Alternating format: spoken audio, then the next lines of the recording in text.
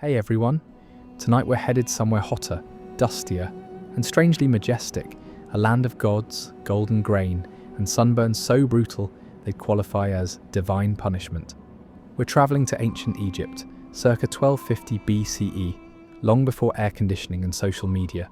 So take a deep breath, ease into your sheets, or whatever relatively clean surface you've committed to, and let's gently drift away from modern comforts together. Maybe flip on a fan for some ambiance.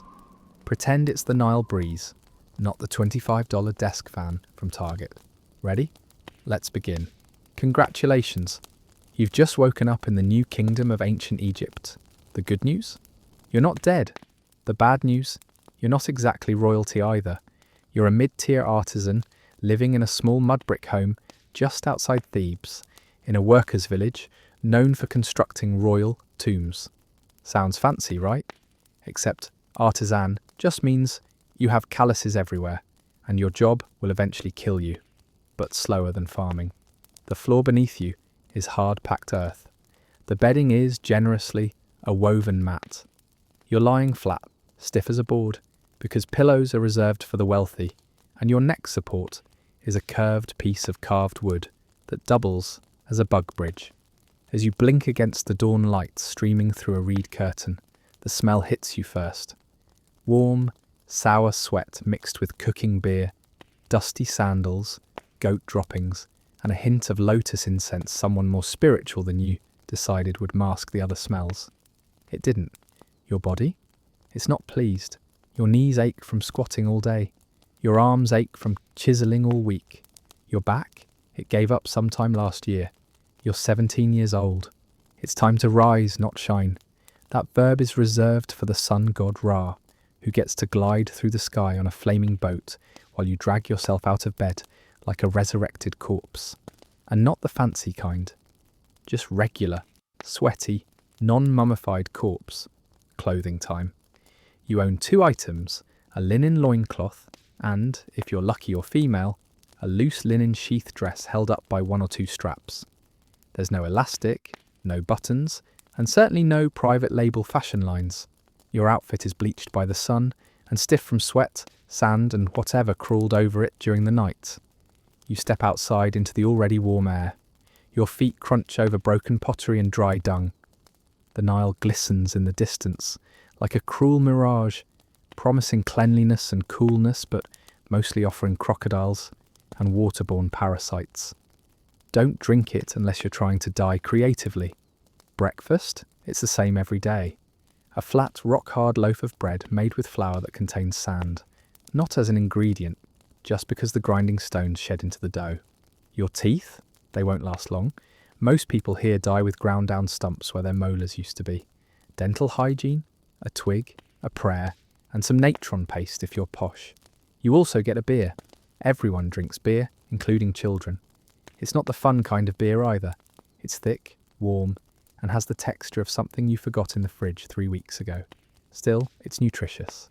That's what they say when it tastes awful, but keeps you from collapsing. Now you head to work. It's not a short commute.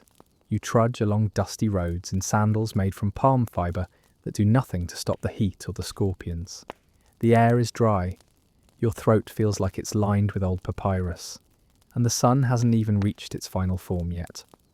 On the way, you pass other workers, children chasing skinny goats, and women hauling water jars, balanced on their heads, with elegance you couldn't dream of replicating. Everyone is already sweating, because that's what people do here. Sweat, toil, and hope they die with enough savings for a decent embalmer. At this point, you might be wondering about toilets. You shouldn't be. There are none. At best, you'll find a small chamber pot you empty into a public pit. At worst, you find a quiet place in the sand. Hope the beetles mind their business and carry on with your day. There is no toilet paper, only humility, and possibly a leaf you didn't check thoroughly. As you walk, you hear prayers to Thoth, complaints about Pharaoh's new tax on papyrus, and someone muttering about a curse. Curses are normal. They're like Twitter arguments, but with more scarabs and slightly fewer threats of legal action. You finally reach the tomb site. It's hot. It's always hot. You're carving walls in a stone chamber meant to house the dead for eternity. The irony? You might not make it past 30. But hey, your work is immortal. Those hieroglyphs you chip with a copper chisel. Tourists will stare at them thousands of years later, wondering how they were made. The answer? By people like you. Hungry, sweaty, slightly sunburned, with sand permanently lodged between their toes and inside their soul. And so the day begins. Your hand cramps around the copper chisel as you carve yet another feather into a depiction of Mahat, goddess of truth. The stone resists you, like everything else in this world. You squint in the dark, the oil lamp sputtering next to your feet, giving just enough light to make mistakes in. The tomb's walls are cool to the touch, but the air inside is stale, heavy, and unbothered by the breeze that never comes. You're not alone. There are a dozen other workers in this chamber, each more miserable than the last, each pretending they're not breathing in powdered limestone with every exhale. One coughs, another curses the foreman under his breath. No one stops working.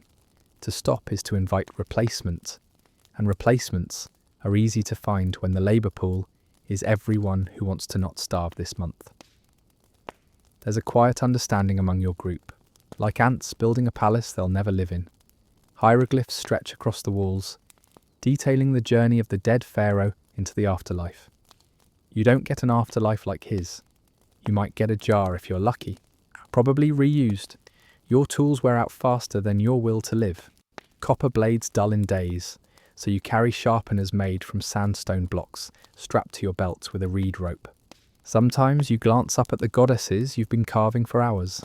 Isis, Hathor, Bastet, all perfectly serene. None of them are sweating through linen.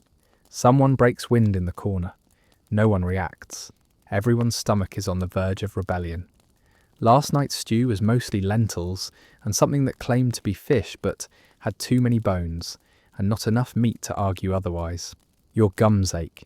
It's a low, persistent throb, like a heartbeat in your skull. The sand in the bread has been taking its toll. You poke at one of your molars and it wiggles ever so slightly. Not a good sign. But dentists exist, sort of. They're also priests, which means you'll get an incantation, a prayer to Sekhmet, and then possibly a stick to bite on, while they yank it out with a bronze hook. No anaesthetic, unless you count passing out. Around midday, the work halts for a brief rest, not out of mercy, just so the foreman doesn't have to write as many death reports. You stagger outside into the blinding white of the sunlit world. Your skin stings. The brightness is like punishment for dreaming of shade. A boy no older than 9 passes you a small bowl of sour date paste. You eat it with your fingers, which are already filthy. No one notices. Hygiene is a spiritual effort, more than a physical one. Baths happen once a week if the Nile's generous and your schedule is not. You piss behind a wall, then rinse your hands in a jar of cloudy water that someone claims came from a clean well. You hope that's true, but the worm in your gut from last time says otherwise. The noise of the workers' village hums in the distance, women grinding grain, dogs barking, a baby crying somewhere under the weight of its own mosquito bites. You sit on a flat rock and try not to think about how many more years you have to do this.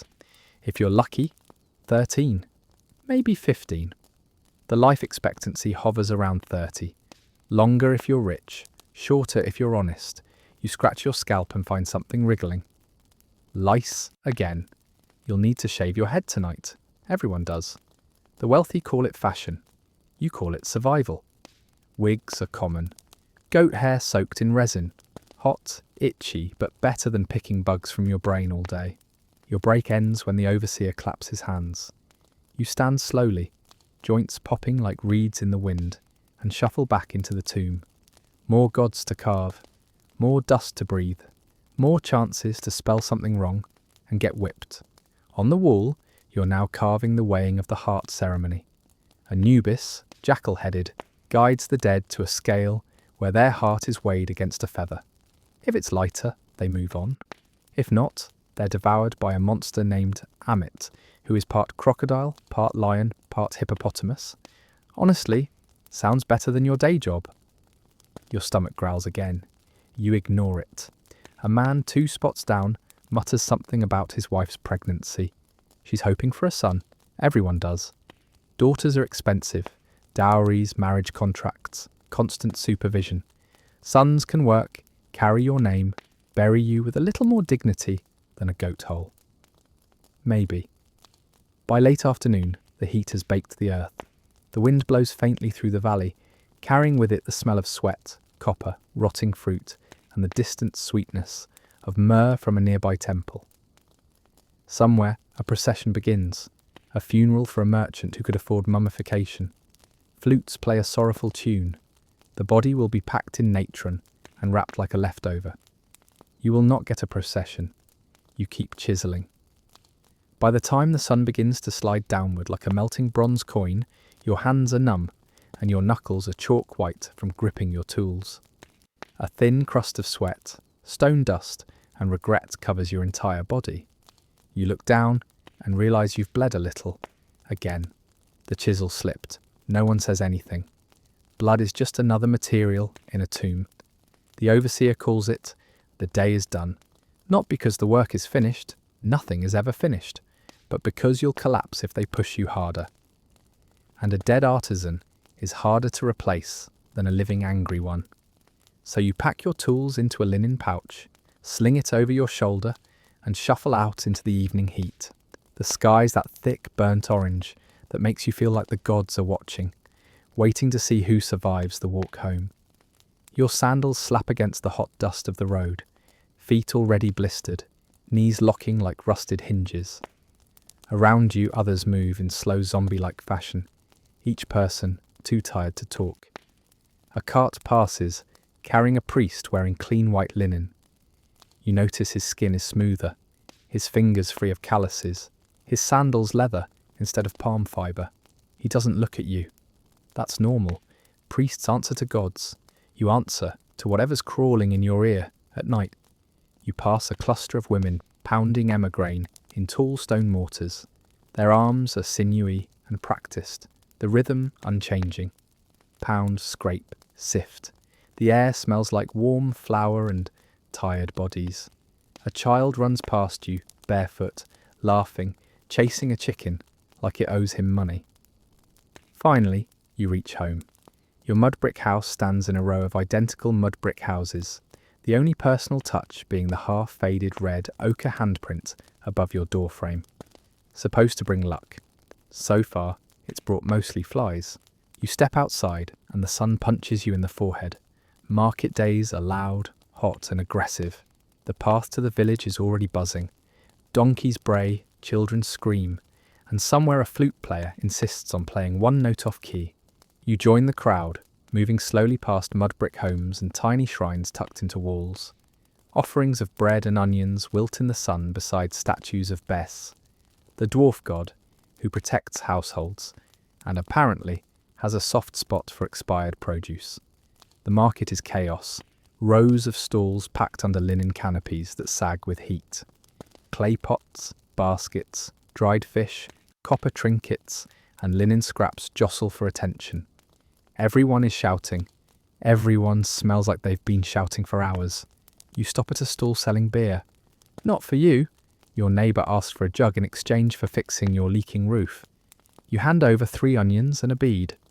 The vendor eyes you suspiciously, then spits on the ground and fills your jug. You move on. Next is bread. The loaves here are slightly less rock-like than the ones at home, which is a rare treat. You trade a comb carved from bone and a promise to help someone move a goat next week. That's how commerce works here. Half goods, half favours, all remembered with frightening accuracy. You try to haggle for garlic. The seller is an elderly woman with one eye and a jawline made of pure bone. She does not move. She does not blink. She names her price. You pay it. Near the centre of the market, a scribe reads out proclamations from the Pharaoh's officials. Taxes will increase next month. Grain supplies are expected to be lean. There will be a festival soon, probably requiring mandatory participation, extra cleaning, and pretending you're thrilled to dance in the sun for 6 hours straight. You feel a tap on your shoulder. It's a temple assistant. barefoot, sunburnt, smiling like someone who hasn't had to lift anything heavier than a scroll in weeks. He hands you a papyrus slip. Your wife has been selected to assist with offerings at the Temple of Hathor. You sigh. This means laundry.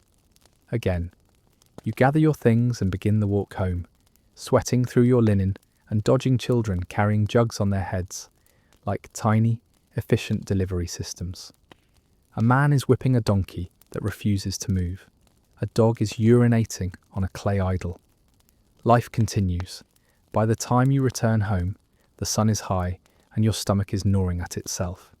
You sit under the shade of a fig tree beside your house and chew on a piece of dried fish while mentally calculating how many jars of beer you can afford this week. Not enough? Inside, your wife is already packing a basket for the temple.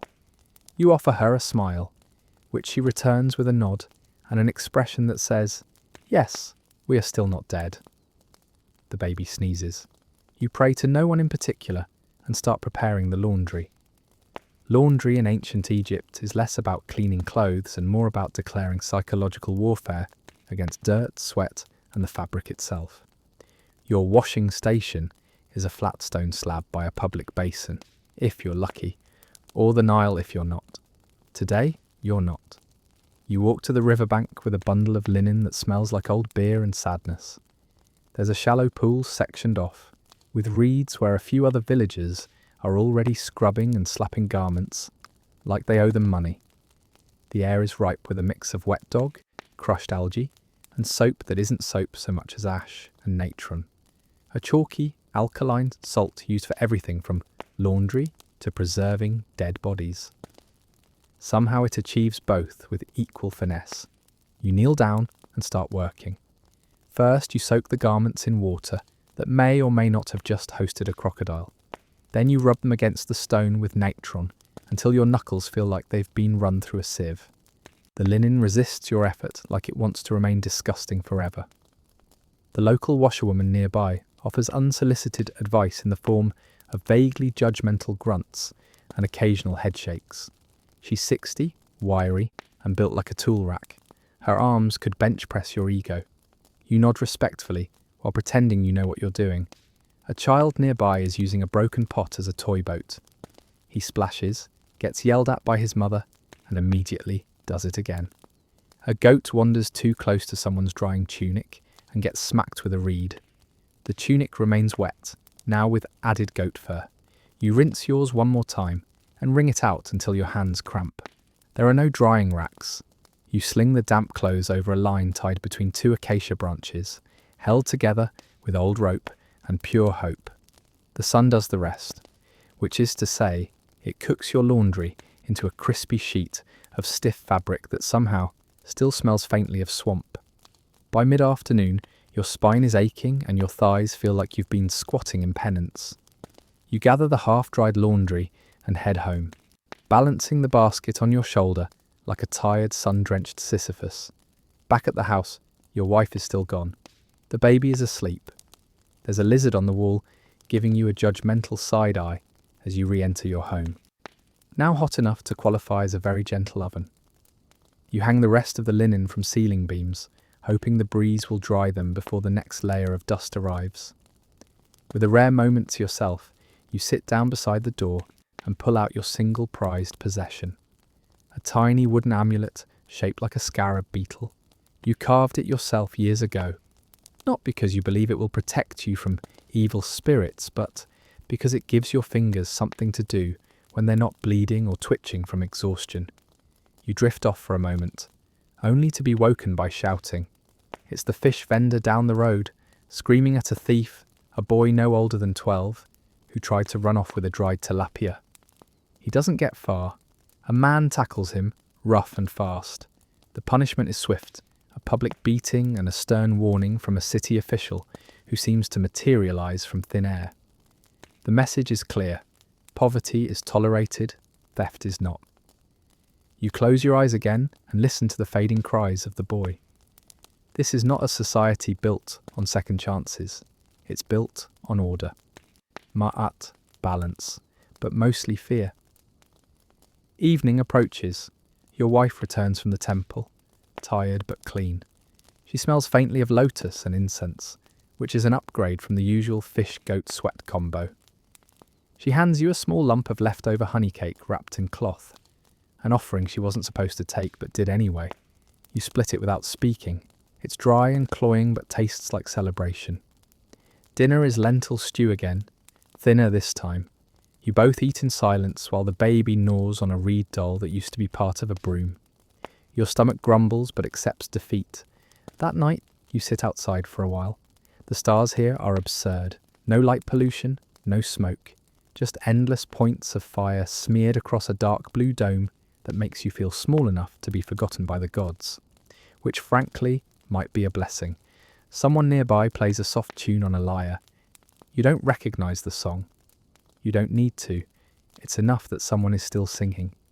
Back inside, you lie down beside your family. The baby breathes evenly. Your wife curls into your side, and you pull the scratchy linen blanket over all of you. Another day survived, and tomorrow, another one waiting. You wake before the sun, because your bladder has declared war. The chamber pot is full. It was full last night, but you were too tired to deal with it. Now it's urgent. You shuffle across the room in the dark, stub your toe on a clay jar, hiss like a snake, and finally squat in the corner with all the grace of a collapsing donkey. There's no privacy in an Egyptian house, just the illusion of it. Your wife rolls over and murmurs something that could be "good morning" or "please die more quietly." Either is fair. Once your dignity is emptied into a pot the size of a loyal cat, you cover it with a lid and make a mental note to dump it later in the communal waste trench. A location famous for its flies, rats, and unholy stench that never quite leaves your nostrils. You wash your hands in a bowl of yesterday's water, now a rich soup of dust, fingernail grime, and mosquito corpses. Then you begin your real morning ritual, pretending that today will be different. You tear off a piece of yesterday's bread. It's dry, it tastes like sand. It might actually be 30% sand. You eat it anyway. You follow it with a gulp of warm beer. It's your breakfast, your hydration, and your emotional support beverage, all in one chunky cup. Outside, the sun is barely up, but the village is already alive. A neighbour is yelling at his goat. Someone else is making a fuss over a broken jar. A woman chases a dog out of her home with a broom that looks more symbolic than effective. Life goes on. You gather your tools and head to the tomb site. Today, you've been assigned to help with paintwork, which sounds fancy until you realise it just means grinding pigments for someone else to apply. The artisan above you gets to paint Ra riding his solar bark across the sky. You get to sit in the dirt with a flat stone, grinding malachite until your wrists feel like uncooked fish. The colours are beautiful though. Malachite for green, ochre for red and yellow, charcoal for black. You mix them with water, sometimes egg white if you're lucky, sometimes spit if you're not. The powder gets into your skin, your nose, your ears. By midday, you look like a diseased parrot. There's a young scribe sitting nearby, correcting the placement of hieroglyphs with an air of exhausted superiority. He's barely 16 and already has ink stains on his fingertips that will outlast most marriages. He catches your eye and offers you a fig. You accept it like it's gold. Break time. You sit in the shade of a half-built wall, staring out at the distant hills. Somewhere out there, the Valley of the Kings stretches like a spine across the desert. You've never seen inside a finished tomb. You likely never will. But you've heard the stories of golden sarcophagi, sacred paintings, curses etched into doorways. You chew on a piece of salted radish and try not to think about death. It's hard when you're literally building for it. A bee lands on your hand. You flinch, swat it away, then apologise out loud. Bees are sacred to Neath, or maybe Bastet, or maybe your grandmother just told you that, so you'd stop screaming every time one came near. Back to work. The overseer is watching. He always is. A tall man with the charisma of a broken millstone and the empathy of a sun-baked toad. He once had a man whipped for sneezing on a statue. You keep your mouth shut, your head down, and your grinding stone moving. By late afternoon, Your arms are noodles and your brain is soup. You've inhaled enough pigment dust to start hallucinating Horus in the clouds. The only thing keeping you conscious is the knowledge that your wife is preparing dinner, and there might be actual meat involved, or what passes for meat, something with bones and a tail that definitely once squeaked. The walk home is slower today. You stop briefly to listen to a travelling musician play a mournful song on a double reed pipe. It sounds like a scream being soothed into a lullaby. A few children dance awkwardly nearby, flapping their arms like dying birds. Their laughter is real though. That counts for something. At home, your wife greets you with a smile. A real one? The stew smells strong. You spot something floating in it that resembles fish. Could also be frog. Either way, it's protein. You sit, she paws, and the baby waves its tiny arms, like a drunk god blessing your meal. After dinner, you bathe, not in a tub, not in privacy, but behind your house with a jar of water you warmed in the sun, a piece of linen cloth, and the vague hope that nobody walks past while you're naked and scrubbing your underarms with desert sand and spiritual resolve. It's the cleanest you'll feel all month. The story is ridiculous. The details change halfway through. Someone burps too loudly. But you love it. There's laughter. Real communal laughter. Not the polite chuckles of temple duty or the strained sighs of market bargaining, but the kind that makes you forget your body's slowly falling apart. Someone offers honey-dipped dates. You eat 3. They're chewy, too sweet, and absolutely perfect. Later, as your wife braids her hair and hums a temple hymn under her breath, you lie on your mat with the baby nestled against your ribs. You look up at the ceiling again, expecting flakes of dried mud to fall. None do tonight. The gods may still be laughing, but tonight they're laughing quietly. You wake to the sound of thunder, except it's not thunder, it's shouting. Close, loud, urgent. You sit up, heart pounding, only to realise someone's roof has collapsed 3 houses down. Not from rain, because rain is rare enough to be a religious event, but from the slow, inevitable erosion of mud, brick and time. No one's seriously hurt, just dusty and angry. The villagers crowd around the wreckage, offering commentary instead of help. A few children throw pebbles at the debris like it's personally offended them. Your wife tugs your arm. The baby is sick. You lean over and feel the child's forehead. It's hot, too hot. Her cheeks are flushed, eyes watery, and she refuses to suckle. This is not the normal, harmless kind of baby misery. This is the start praying to all the gods at once kind. You pull on your stiffest linen, somehow both damp and crispy, and grab your walking stick. The nearest healer lives just outside the village, past the sycamore grove and the field where grain refuses to grow properly. He's not a priest, not officially, but he knows which roots to boil and once revived a goat that had been declared dead by 3 separate people. Good enough for you. The path is long, hot, and buzzing with flies that treat your sweat like a personal swimming pool. You shield the baby from the sun with your sleeve. She whimpers but doesn't cry. That's the worst part. The healer's hut smells like burnt herbs and cooked onions. He has no eyebrows, an unsettling sign in a man who handles fire recreationally, but he greets you with a grunt and takes the baby gently. He examines her while muttering phrases that sound half medical, half mystical. He pokes her belly, sniffs her forehead, taps her feet, and listens to her breathing like a man consulting a dying loaf of bread. Finally, he hands you a pouch filled with crushed date pits and something sticky. You're to boil it in water, cool it with moonlight, and feed her 1 drop at a time. You ask if she'll get better. He shrugs. The gods will do what they want. Back home, your wife is waiting with a fire already started. You mix the paste exactly as told. The baby barely swallows. You both take turns fanning her, whispering prayers to Taweret, to Isis, even to Sekhmet, goddess of plague and healing, depending on her mood. The hours stretch like an endless rope. You forget to eat. The baby finally stirs near sunset, lets out a cough, then falls into a deeper sleep. Not the vacant, worrying kind, but something more peaceful. You exchange a look with your wife, and allow yourselves to breathe again. She kisses the top of the baby's head and begins to hum softly. You decide not to return to work tomorrow. It's a risk. Missing a day means losing food or getting replaced. But today, you won't swing a chisel. You'll sit by your daughter and make sure she wakes up again. That night, dinner is thin. You don't care. You sit in the doorway, watching the sky shift from gold to purple to black, feeling the dirt beneath your legs and the slow ache in your back as something sacred. Inside, the baby makes a soft sound. Your wife murmurs to her. The fire crackles. Outside, a distant jackal howls, and another replies. Somewhere nearby, a couple argues over grain prices. Life continues, always. You lie down next to your family and let sleep take you not as a thief, but like a friend who knew to knock gently this time.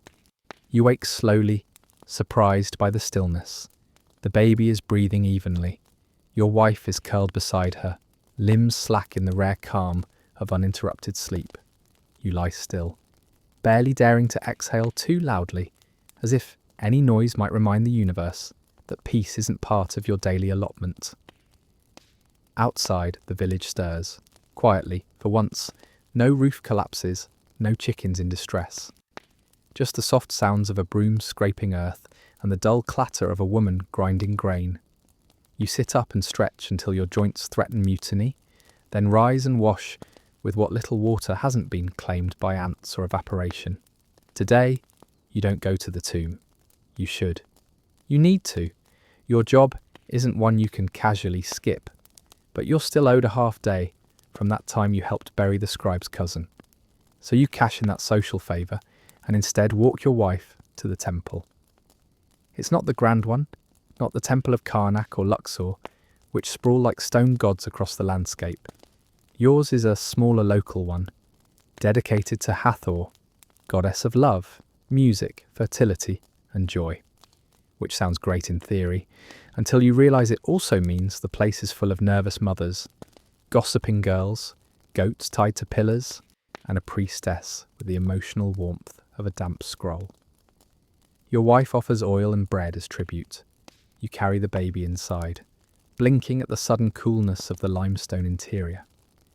The scent of burnt myrrh and dried flowers clings to the air like perfume at a funeral, both lovely and faintly oppressive. The priestess nods at your arrival.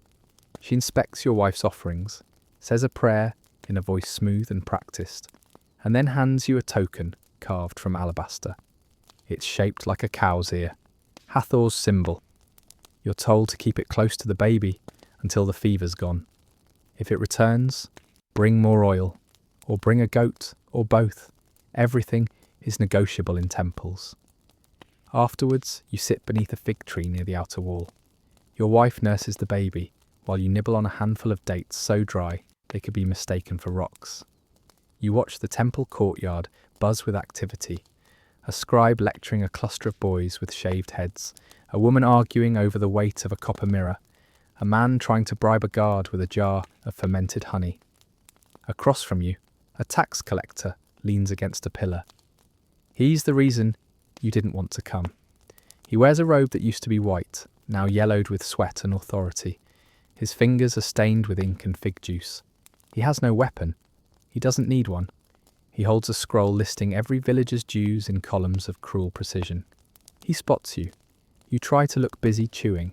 It doesn't work. He approaches with the lazy confidence of a crocodile that knows the river's too shallow for escape. He smiles. You do not return it. You haven't paid your barley tax this quarter, he says, almost politely. You explain that your barley crop failed, that you've been trading labour instead, that you gave a goat last month and 2 baskets of emmer grain. He nods like he understands, then informs you that your goat wasn't recorded and the baskets were underweight. You offer him your alabaster token. He laughs, then he frowns. Then he writes something on his scroll. You have until next flood season, he says. After that, penalties. He walks away. You stare at the space he occupied, like it personally insulted your ancestors. Your wife doesn't speak.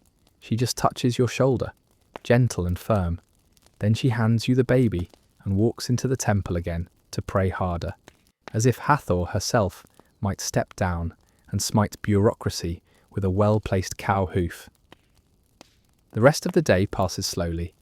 You return home, make a thin stew from lentils and dried onion, and try to calculate how many clay pots you'll need to trade for a bag of barley. The math doesn't work. It never does. That evening, the village hosts a small music gathering.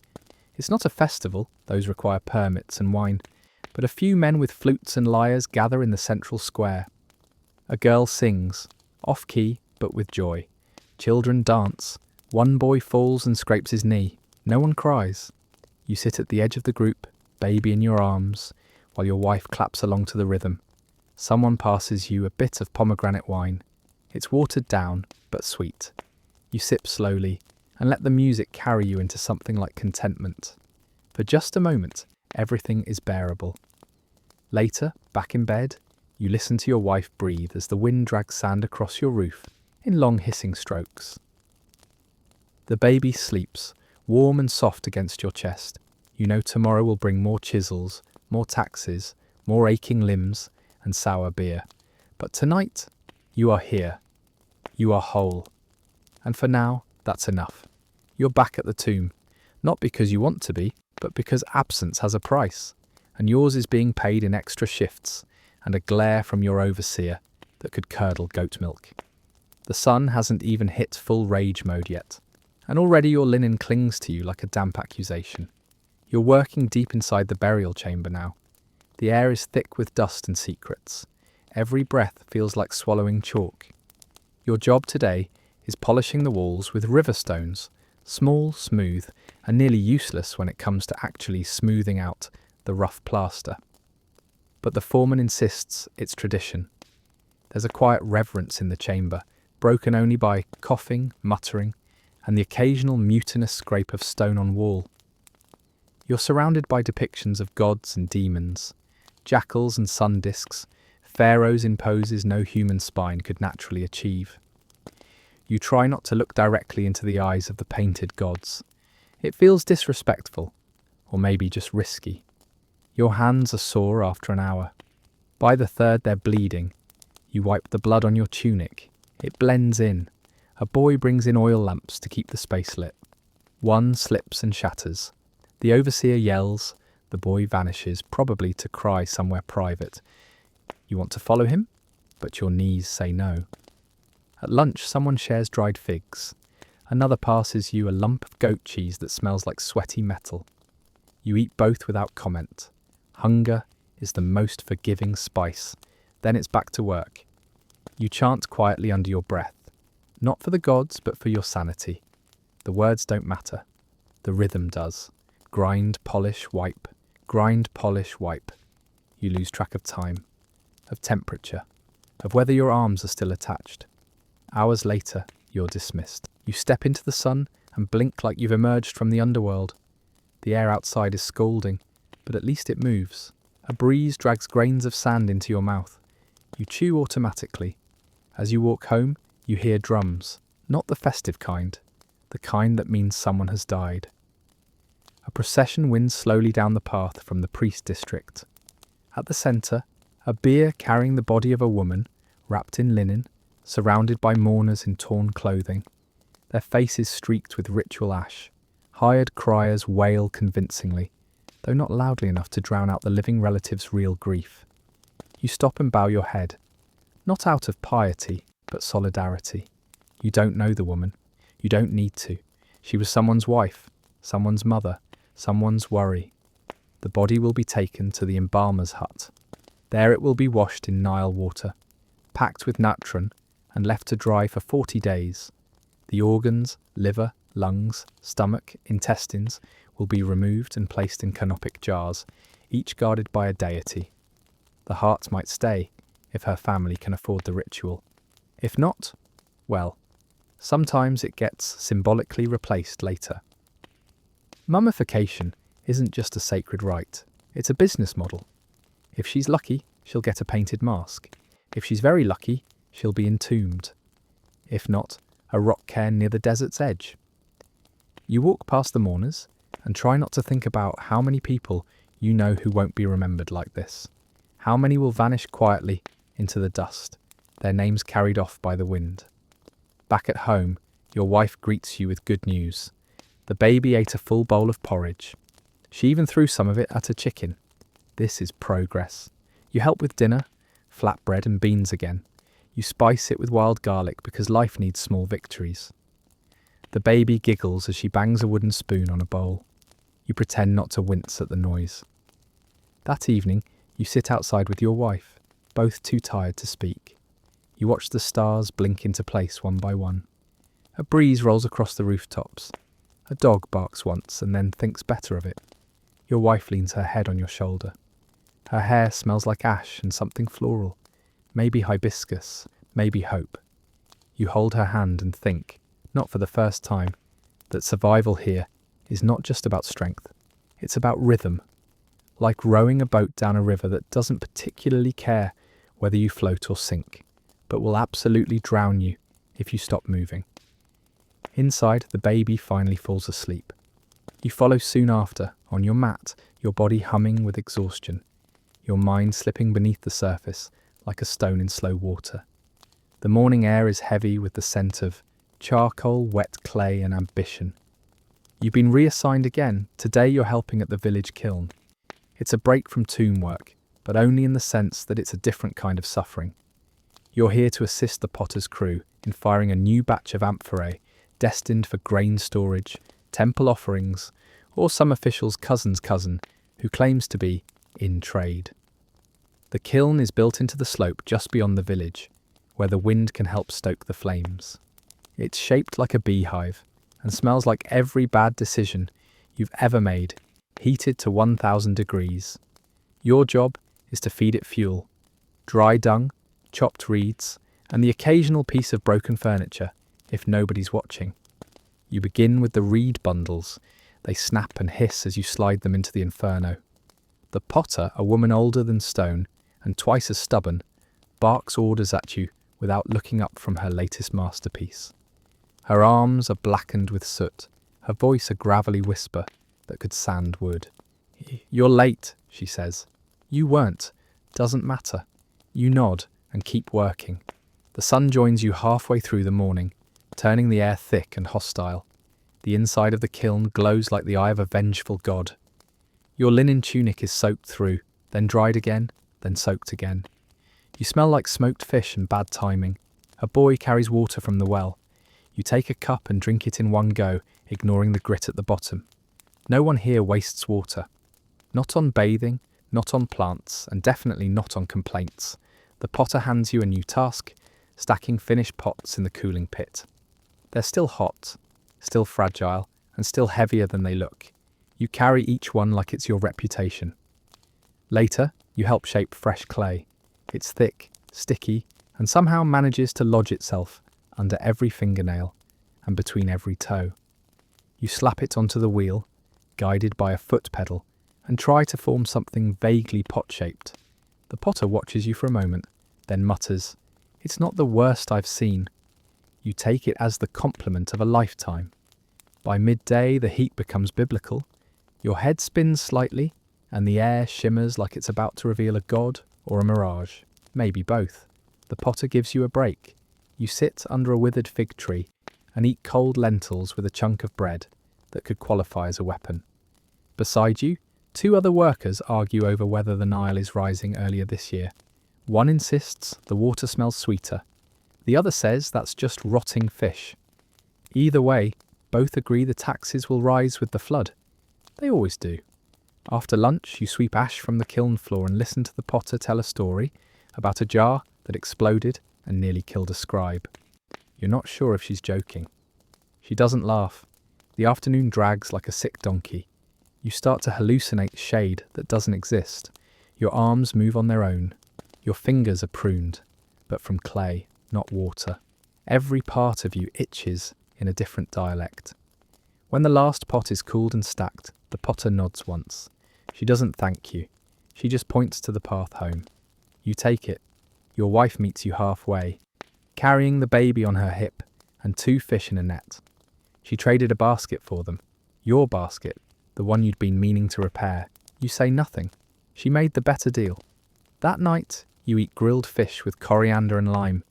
You didn't know food could taste like this. The baby gnaws on a fish spine with gleeful menace. After dinner, your wife brushes your hair. You didn't ask her to. She doesn't speak.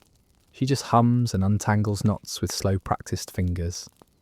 You close your eyes and let yourself forget that tomorrow the tomb calls again.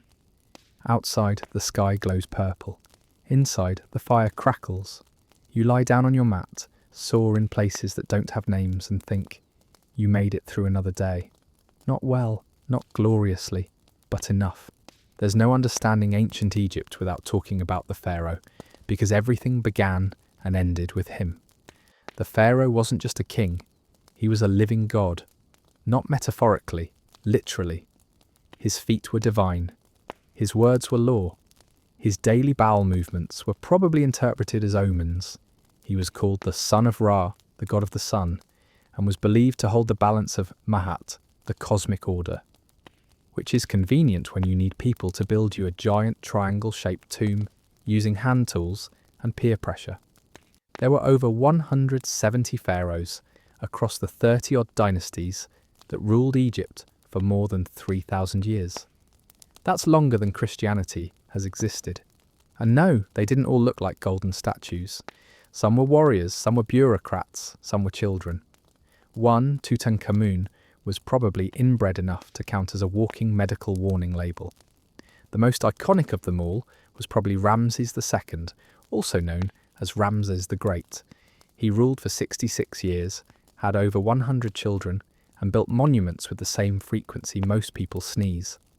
Then there's Hatshepsut, the female pharaoh who ruled so effectively they tried to erase her from history afterward, because nothing scares insecure men more than competent women.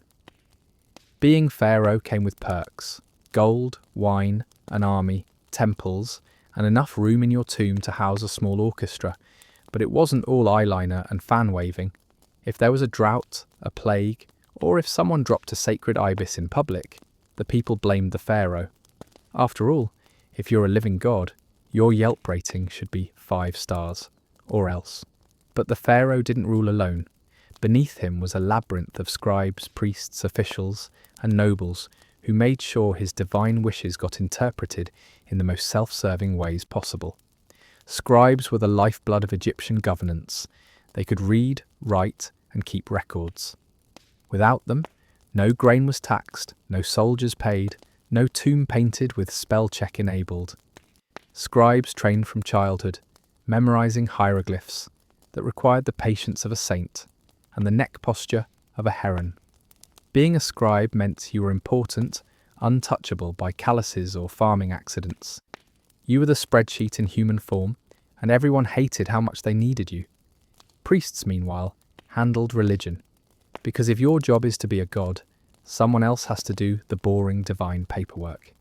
Temples were the heart of state power. They owned land, herds, vineyards, and slaves. Temple priests weren't always pious. They were land barons with incense. They bathed twice a day, shaved all body hair, wore the finest linen, and still smelled faintly of hypocrisy. Below them were the noble class, relatives of the pharaoh, high-ranking military officers, and people rich enough to have their own tombs, but not rich enough to be mummified with solid gold. They hosted banquets, commissioned poetry, and occasionally engaged in the national sport of bribing tax collectors. Then there was the military. Egypt's army was less about conquering and more about intimidating. They used chariots, spears, composite bows, and shields made of cowhide stretched over wood.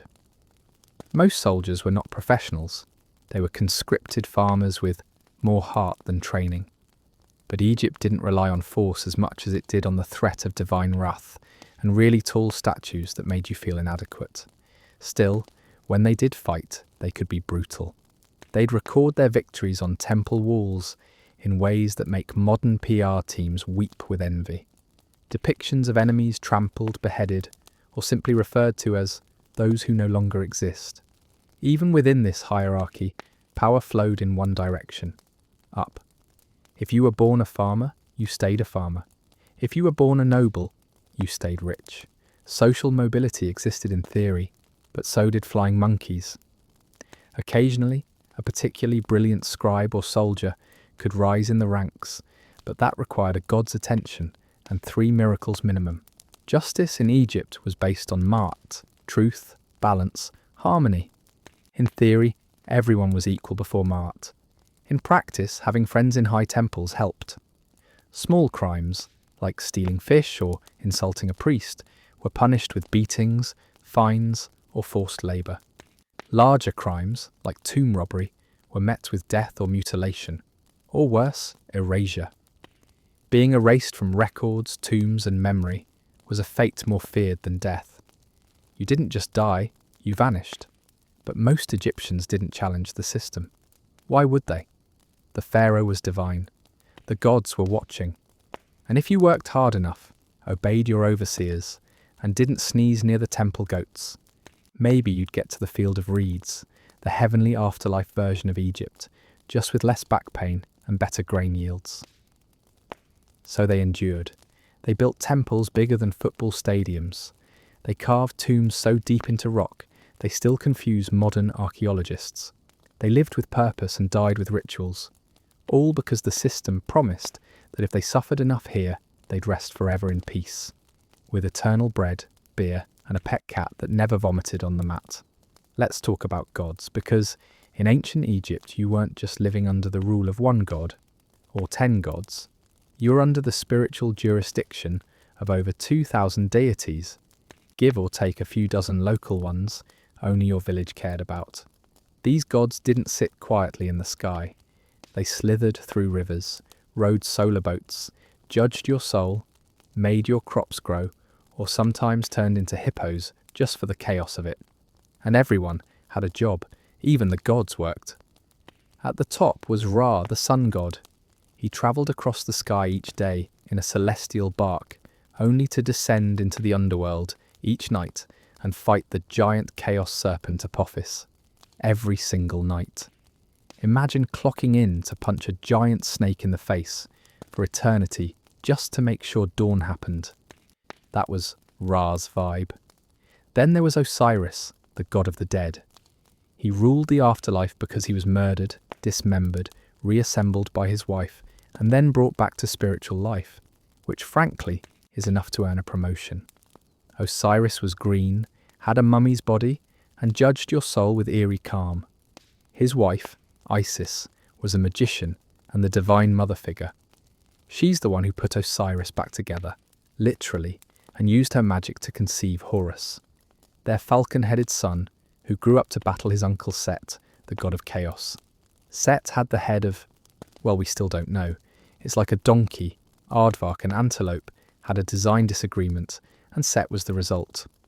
Then there's Thoth, ibis-headed god of writing and wisdom, who kept divine records and helped weigh your soul.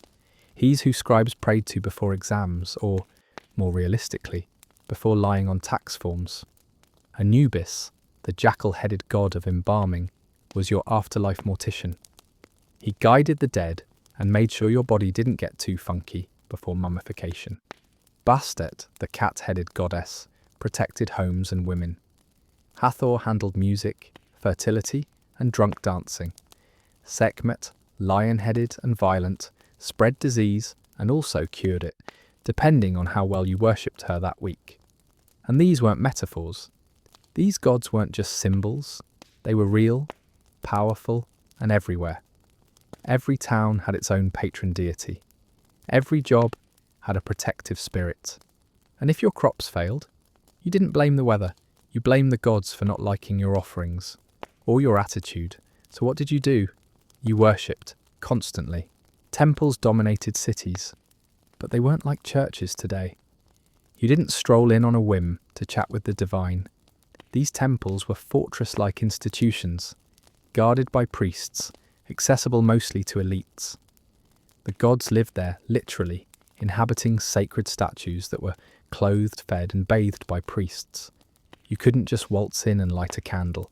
You had to go through layers of purification, offering, and hierarchy. And even then, you might only get to the outer courtyard. For daily worship, most people use small home altars. You left bread, beer, incense, or a token shaped like your favourite god. These weren't empty gestures, they were negotiations. You gave Ra his morning praise so he didn't drop the sun on your village. You prayed to Taweret during childbirth so your baby came out whole and not cursed. You offered onions to the gods because they were sacred, or garlic, or occasionally a mummified baboon. It really depended on your budget. And then there was the afterlife. If there was one thing Egyptians obsessed over more than cats and grain, it was death, but not dying.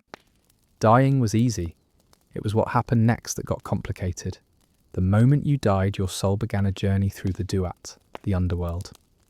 Picture a cosmic obstacle course filled with gates, monsters, flaming lakes, and moral riddles. You needed spells to get through. You needed passwords for gates. You needed the Book of the Dead, which wasn't a book, but a customizable scroll of magical cheat codes written by scribes, sold at a premium and often buried with you. Eventually, if you made it through the chaos, you reached the Hall of Two Truths. There, you stood before Osiris, Anubis, and Thoth. Your heart was placed on a scale and weighed against a feather, the feather of Mahat, symbol of truth and order. If your heart was lighter, you passed. Congratulations. You could enter the Field of Reeds, the Egyptian version of heaven. It looked exactly like Egypt, but perfect. Fertile land, clean rivers, endless food, and your favourite pet waiting for you. You got to farm forever without blisters. You drank beer that didn't turn sour. You wore linen that didn't itch. If your heart was heavier, you were devoured instantly. By Amit, the soul eater, a chimera made from crocodile, lion, and hippo. You ceased to exist. No reincarnation, no ghosts, just eternal erasure. And Egyptians feared that more than anything. So they prepared. Their whole lives, they built tombs. They saved for coffins. They commissioned spells and charms and protective amulets. They were buried with food, tools, clothes, wigs, combs, even makeup. One noblewoman was buried with a tiny pot of eyeliner, because even in death, the coal game had to stay strong. Mummification was a science and an art. The body was washed, the brain pulled out through the nose, the internal organs removed and placed in jars. The body dried with natron for 40 days, then wrapped in linen, sometimes hundreds of layers thick. The richer you were, the fancier the wrapping. If you were royalty, your linen smelled like myrrh and success. If you were poor, well, sometimes they just buried you in sand and hoped for the best. The point was preservation, because without the body, your soul had no anchor. You couldn't get judged, you couldn't reach paradise. You were stuck, wandering, forgotten, which, in a culture obsessed with legacy, was worse than hell. So they carved names into everything. Tombs, walls, pots, because if your name was remembered, you lived forever. In the end, the Egyptian afterlife wasn't about reward. It was about restoration, about balance, about doing everything right, just long enough, so the universe would let you rest. If you wanted to survive in ancient Egypt, there was one force of nature you had to understand, obey, and obsess over every single day of your life. The Nile. The Nile wasn't just a river, it was the artery of Egypt's soul. A 6,600-kilometre-long miracle that turned an otherwise unforgiving desert into one of the most agriculturally productive civilizations in human history. Without it, there was nothing. No crops, no trade, no life. Just sunburn and despair. Every year, like clockwork, the Nile would flood its banks. Not with chaos, but with divine purpose. From June to September, the water rose, spilled into the floodplains, soaked the soil, and deposited a layer of rich, dark silt. This silt, called kemet, or the Black Land, was so fertile that it could make even the worst farmer feel like a demigod with a shovel. The Egyptians didn't fear the flood. They celebrated it. Because if the Nile didn't flood, famine. If it flooded too little, famine. Too much, homes destroyed, also famine. So they built their calendar around it. 3 seasons, each 4 months long. Akhet was the flood season. Nobody farmed then. Pare was the growing season, when crops were planted. And Shemu was the harvest season, when farmers raced against time and heat to reap what the Nile had given. And what did they grow? Grain, always grain. Wheat and emmer, a hulled variety of wheat, were the staples. These weren't optional, they were life. Bread and beer formed the backbone of every Egyptian diet. From peasant to pharaoh, most of it was coarse, flat, and filled with enough sand and grit to make dental plans a must. If such plans existed, which they didn't. Grain was also currency. Taxes were paid in sacks. Wages were calculated in rations. A man might earn 5 loaves of bread and 2 jars of beer per day, and that was considered a decent gig. Barley came next, mostly for brewing, flax for linen, papyrus for writing. Onions and garlic were everywhere, part vegetable, part medicine, part religious offering. Lettuce was popular too, though mostly associated with fertility and some deeply symbolic interpretations we won't explore too closely here. Figs, dates, lentils, leeks.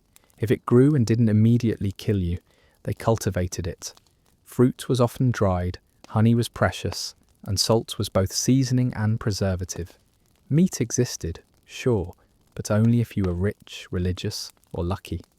Most people saw meat on feast days or funerals. Fish and fowl were more common. Catfish from the Nile, ducks and geese caught in marshes with nets, slings, or the occasional throw a stick and pray method. Livestock was wealth. Cattle, goats, sheep, donkeys. Cows were especially sacred. Not just because of their milk and meat, but because of Hathor, the goddess often depicted as a cow. You don't eat someone's symbol of joy unless you really mean it. Donkeys, meanwhile, were your SUV. They hauled grain, stones, people, and occasionally priests who swore they could walk, but really didn't feel like it today. So how did people manage all of this? With tools that were blunt. Ploughs were pulled by oxen, shaped like big crooked sticks. Sowing was done by hand, with someone following behind to scatter seed into freshly churned mud. Harvesting meant crouching in the sun for hours, cutting stalks with flint blades tied to wooden handles. Threshing was done by making animals stomp over grain to loosen the chaff. Winnowing meant throwing it in the air and hoping the wind cooperated. There were no tractors, no machines, just muscle, repetition, and the relentless encouragement of the sun.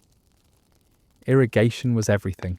Farmers built canals, dikes, and basins to catch and direct water. The shaduf, a counterweighted pole with a bucket on one end, was invented to lift water from low levels to higher fields. It looked simple. It was not. Try lifting 20 litres of water repeatedly in 40-degree heat while your supervisor threatens to feed you to a crocodile if you drop a single splash. Agricultural life was brutal. You rose with the sun, ate stale bread, worked until your skin turned to leather, then fell asleep beside your goats.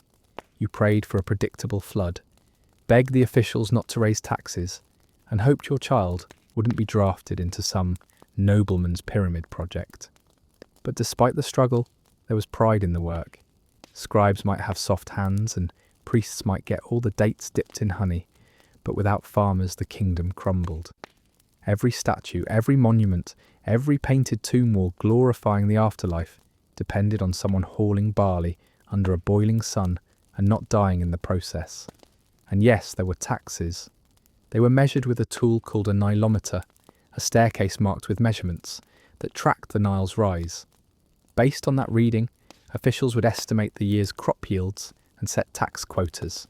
If your field didn't produce enough, you paid anyway, or forfeited goods, or children, or both. It wasn't fair, but it was structured. Because the Nile gave order to life. Even when the rest of the world burned with unpredictability, Egypt had rhythm. The river rose, the river fell. Crops grew. Bread was baked, beer was brewed. And everything came back to that long ribbon of water threading through the desert like the world's most essential lifeline. Let's talk about stone.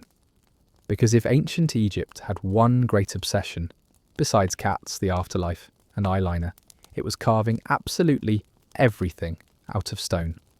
Sandstone, limestone, granite. If it didn't move and could survive the apocalypse, the Egyptians wanted to build with it. And they did, over and over and over. Let's start with the pyramids. Not the pointy emojis of the modern tourist fantasy, but the real ones, massive, heavy, mathematical prayers to permanence. The Great Pyramid of Giza is made of over 2 million stone blocks, each weighing between 2 and 15 tons. They were dragged, hauled, and nudged into place without cranes, wheels, or coffee breaks. It was built for Khufu, also known as Cheops, around 2560 BCE. It stood 146 metres tall when it was completed and held the record as the tallest man-made structure on Earth for nearly 4,000 years. That's right, it took until the 1800s for humans to build anything taller, and we had scaffolding by then. They had ropes, sleds, and ambition.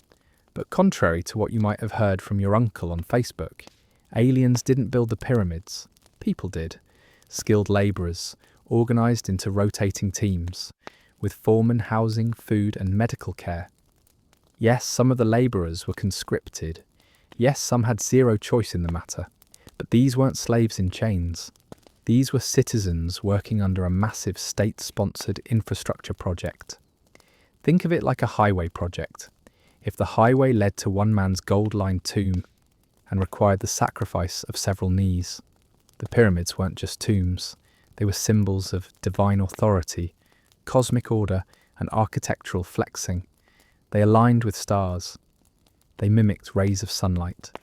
They even had ventilation shafts that, depending on which historian you ask, were either spiritual escape tunnels or ancient air conditioning. But pyramids weren't forever.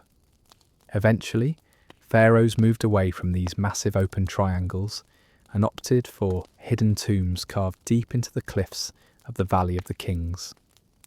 Why? Probably because too many people were robbing the big, obvious pyramids. Turns out when you bury treasure in a giant beacon visible from miles away, someone's going to investigate.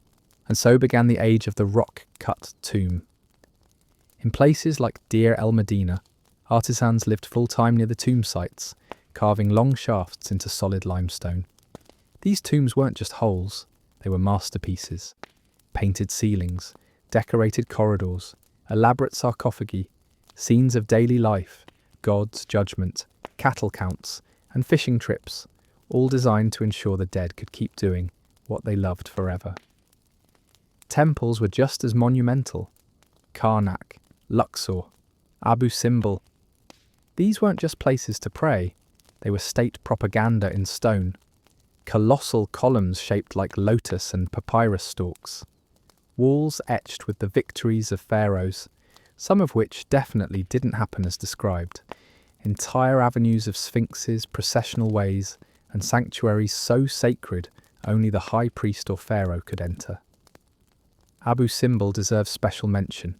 It was carved directly into a cliff by Ramses II, complete with 4 20-metre-tall statues of himself on the outside, because subtlety wasn't invented yet.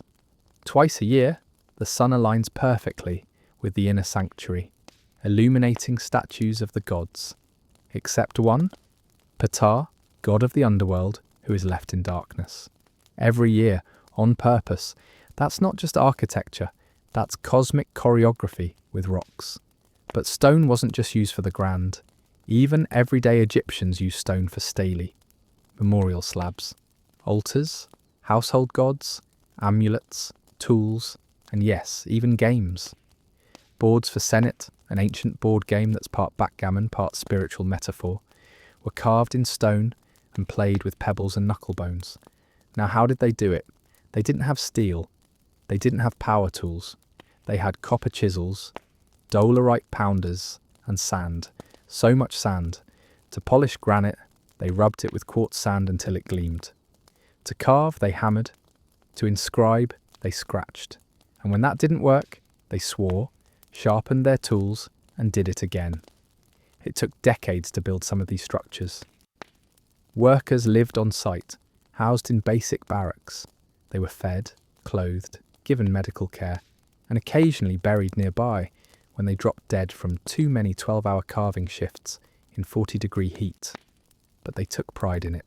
Some even left graffiti, the drunkards of Khufu, the valiant crew of the West, friends of the tomb, like construction workers tagging their legacy into eternity. Not everything was built to last. Homes were made of mud brick, sun-baked, quick to build, and just as quick to dissolve in a good rainstorm. But temples and tombs, those were forever. The motto might as well have been, live humbly, die extravagantly. And they meant it, because in the end, the stones weren't just about the buildings. They were about memory, permanence, making sure your name, your face, your story lasted long after the goats forgot you ever existed. So you've got a headache in ancient Egypt. Maybe it's from the heat. Maybe it's from grinding Emma wheat all day. Maybe it's because your neighbour's goat keeps staring at you like it knows your secrets. Regardless, your skull feels like it's being squeezed by a bored god with nothing better to do. What do? You visit the Su-Nu, the doctor. Yes, the Egyptians had doctors, and they weren't amateurs.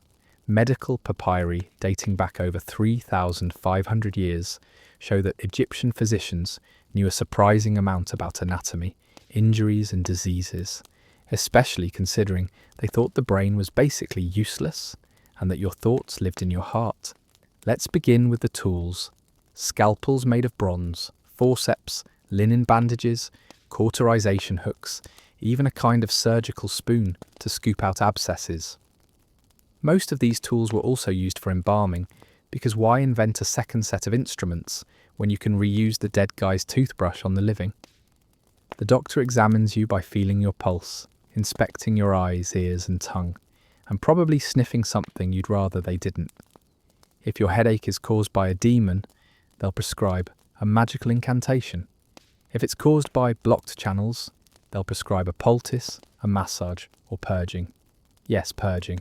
So many Egyptian treatments involved making you vomit, sweat, or evacuate your bowels in ways you wouldn't wish on your enemies. Their reasoning? The body had to be in balance, like the Nile. If something bad came in, it had to come out, preferably with noise and urgency. Herbal medicine was everywhere. Willow bark for pain, which contains salicin, like aspirin. Garlic for stamina.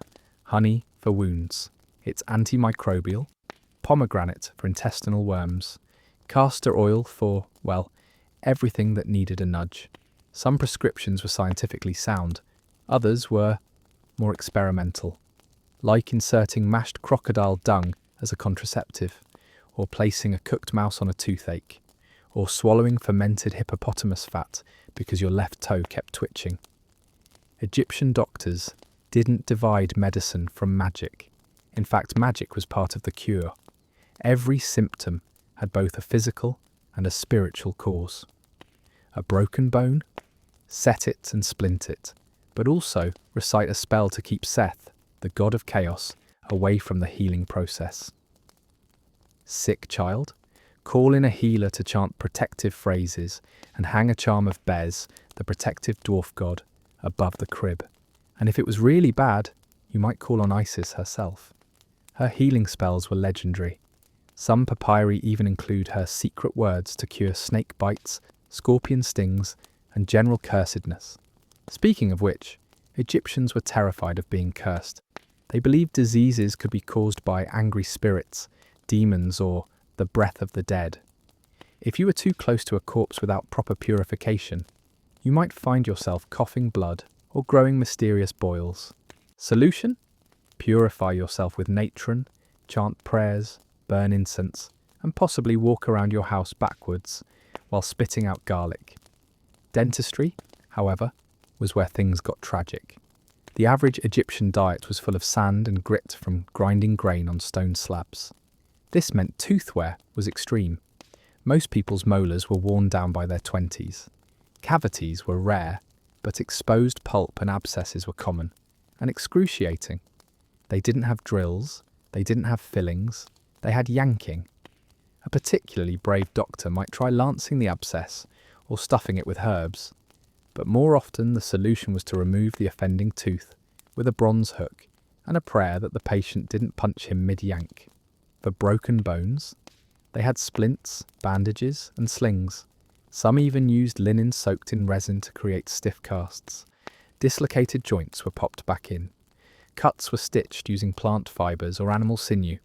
If you had a decent doctor and weren't too poor, you could survive some truly horrifying injuries. Women had their own doctors, midwives and fertility specialists. Childbirth was dangerous. There were no hospitals, no sterile tools, no epidurals, just women crouching on special birthing bricks, attended by other women and a whole lot of gods. Taweret, the hippo-headed goddess of childbirth, was called upon for protection.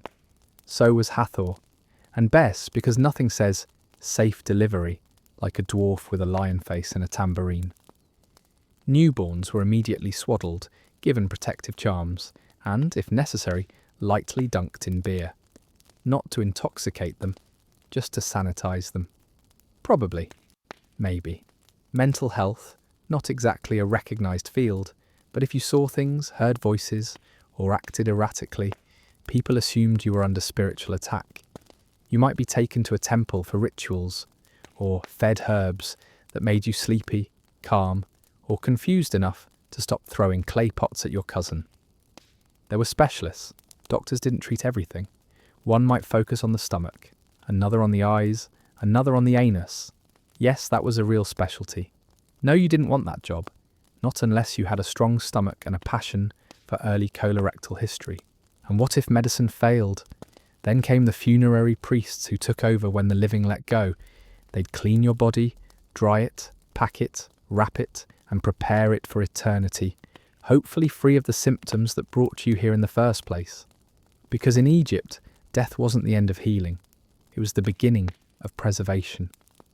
Let's talk about gender roles, because in ancient Egypt, being a man or a woman didn't just affect what you wore, it shaped your entire life, from what you could own, to who you could marry, to which gods you were expected to annoy with your prayers.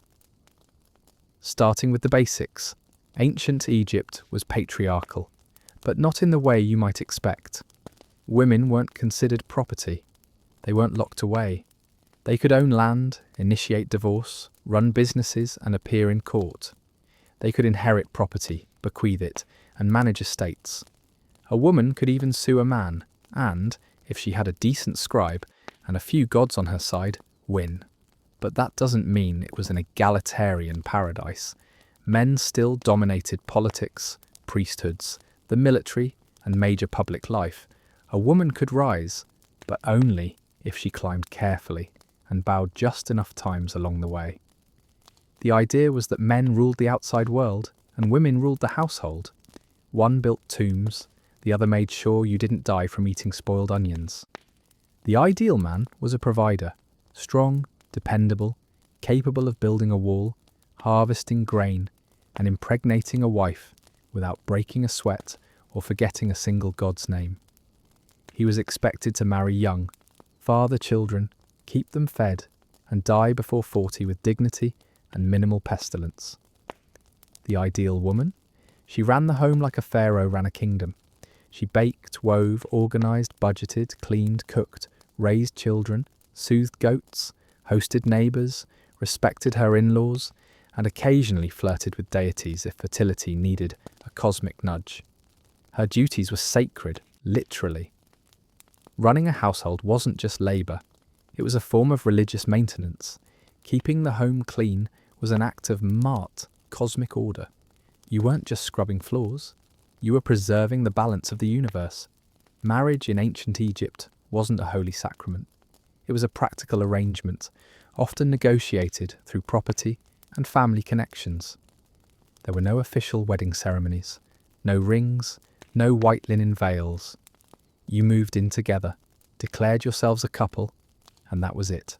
Sometimes there was a party. Sometimes there was just a new reed mat and a lot of awkward silence. Monogamy was expected, though not always enforced, especially for men. A man might have one wife, and several side arrangements. Officially, only the primary wife held social and legal status. Unofficially, a man's other partners might live under the same roof and generate an awkward family dynamic, best navigated with strong beer and selective hearing. Women, on the other hand, were not encouraged to multitask romantically. Adultery by a wife could result in exile, mutilation, or public shame. A cheating husband might get a warning. A cheating wife might get buried up to her neck in sand and introduced to some very angry rocks. Despite that, women weren't helpless. Records show women refusing husbands, initiating divorce, and taking lovers, quietly, carefully, and with enough deniability to confuse even the most determined scribe. Love poems from the period are passionate, sensual, and often written from a female perspective. Egyptian women, when they did speak, were clever, funny, and sometimes terrifyingly direct. Children were adored and expected. Sons were prized as labour and legacy. Daughters were prized as caretakers and dowries. Families were large, extended, and full of layered obligations. Cousins lived next door. Aunts managed your discipline. Grandmothers ran the show until death, or a polite disagreement with gravity, took them out of the equation. Fathers taught skills, mothers taught survival. Boys learned to farm, carve, count, or copy texts. Girls learned to cook, weave, sing, and bargain. Both learned religion. Both memorized prayers.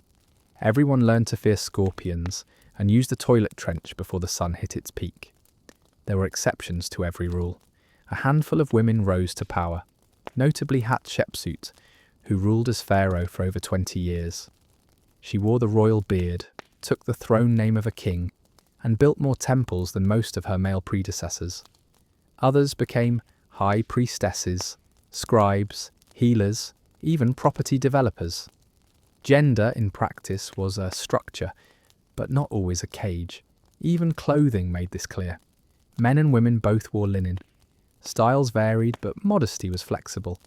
Men worked bare-chested. Women often wore tight sleeveless dresses. Children, naked until puberty. It wasn't scandalous, it was just hot. Makeup wasn't gendered either. Men wore eyeliner, women wore eyeliner, everyone wore eyeliner. It wasn't vanity, it was protection.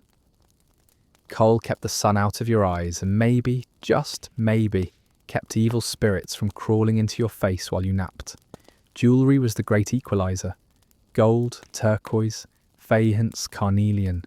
If you had it, you wore it. Necklaces, anklets, amulets, rings. Rich men dripped with jewellery. Rich women sparkled like the Nile at sunset. Poor folks made do with shells and carved wood, but they wore it just as proudly. And yet, for all their flexibility, Egyptians loved order. Every household had its place. Every person had their role. Men could cry, but not in public. Women could argue, but not with priests. Children could ask questions, but not too many. And everyone, absolutely everyone, was expected to uphold Mahat, balance, harmony. Because at the end of the day, it didn't matter if you were male or female. When your heart was placed on the scale, all that mattered was truth. Ancient Egypt might seem peaceful. All those statues, soft linen robes, fragrant oils, and murals of gods offering eternal hugs. But don't let the incense fool you. These people went to war, often and efficiently, especially once they realised how much gold Nubia had. Let's begin with the basics. For the first few dynasties, Egypt was a relatively isolated kingdom. The desert protected it. The Nile sustained it. And neighbours mostly kept to their own business, until they didn't. By the Middle Kingdom, and definitely the New Kingdom, Egypt had a standing army, foreign enemies, chariots, and an increasingly testy attitude. If you were a young man in Egypt, and unlucky enough to be drafted, congratulations. You were now part of a military system that could crush rebellions, invade foreign lands, and look stylish while doing it. You wore a linen tunic, carried a wooden shield, and probably held a spear taller than your optimism. Training was brutal. Days under the sun, marches through sand, sparring with blunt weapons, all while your sergeant yelled about honour and ankle placement. Your first job wasn't glorious. It was carrying supplies, digging ditches, and trying not to get bitten by sand vipers, while hauling jars of grain to commanders who forgot your name the second you saluted. Egyptian armies were mostly infantry. Spearmen, archers, slingers. These weren't weekend warriors. They were hardened farmers with six-pack abs and no time for your complaints. Their weapons were simple: bronze-tipped spears, curved swords called kopesh, bows that looked like angry question marks, and axes sharp enough to edit your opinions in real time. The bow was a favourite. Egyptian archers were legendary. They could hit targets from over 100 metres away, rain arrows from behind a line of shields, and make it look effortless. Slingers, meanwhile, used smooth stones and leather straps to pelt enemies with surprising force and even less warning. But the real game changer, chariots. Egypt didn't invent them. The Hyksos did. These were invaders from the northeast who waltzed into the Nile Delta during a particularly chaotic moment, bringing horses, compound bows, and a strong sense of disruptive innovation.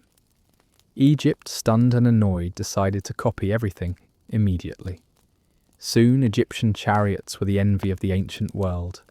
Light, fast, and manned by 2 soldiers, one driver, one archer, they could tear across the battlefield, flank enemy lines, and rain chaos from unexpected angles. Think of them as the tanks of the Bronze Age. Terrible turning radius, but excellent for morale-crushing drive-bys. Famous battles? Plenty. The Battle of Megiddo, for example. Fought by Thutmose III, often called the Napoleon of Egypt, against a coalition of rebellious Canaanite kings. He won by marching his army down a narrow mountain pass the enemy assumed was too stupid to try. It wasn't. It was just Egyptian enough. Then there's the Battle of Kadesh. Picture this: Ramses II versus the Hittite Empire. 2 superpowers, thousands of men, chariots thundering across open plains. Conflicting reports about who won, but plenty of dramatic carvings showing Ramses looking heroic, driving his chariot with arrows flying past his sculpted biceps. Propaganda? Absolutely. But it worked. Most wars weren't fought just for land.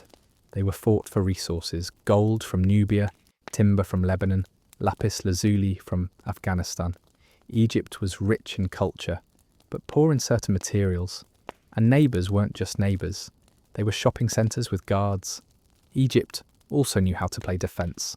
Fortresses dotted the borders. Armed guards patrolled key roads.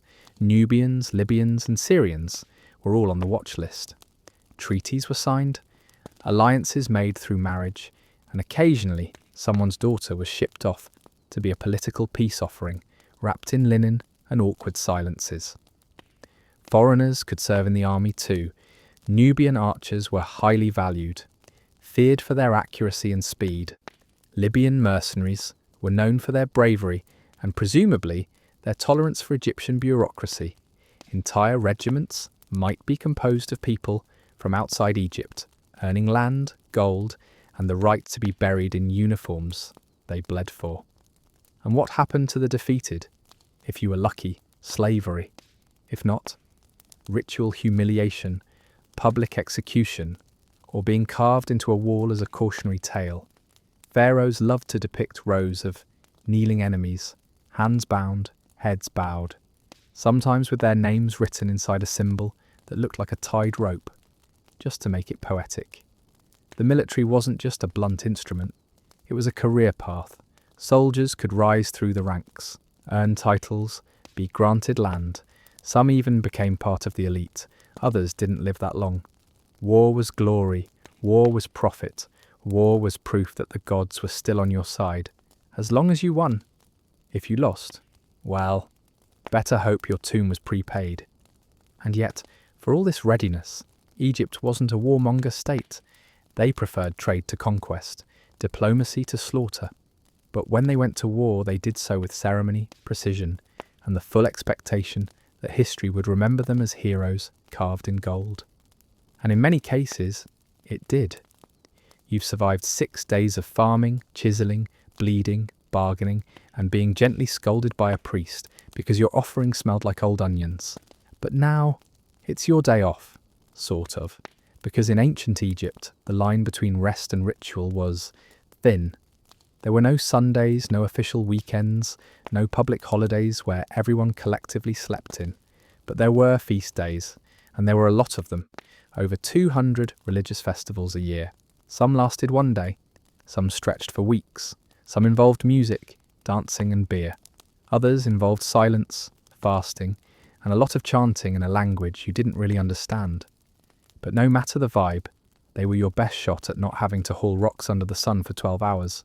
So what did you do with your brief taste of freedom? You played. Senet was the national pastime.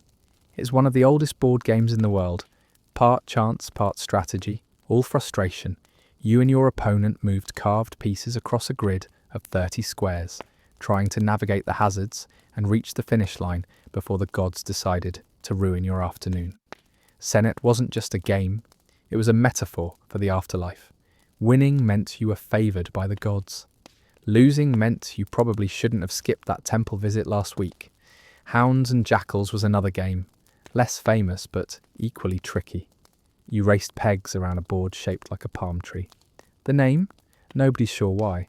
No hounds, no jackals, just mystery, wood, and the competitive rage of people who hadn't invented poker yet.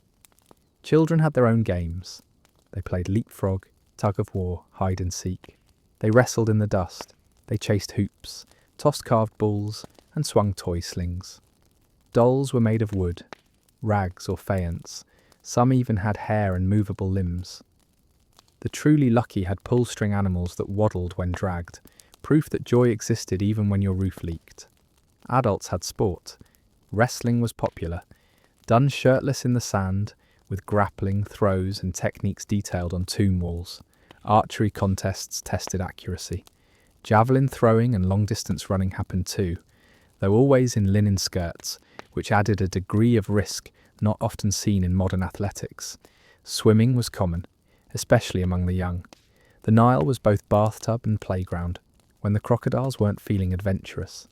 Men raced boats, dove for shells, and tried to impress women by not drowning.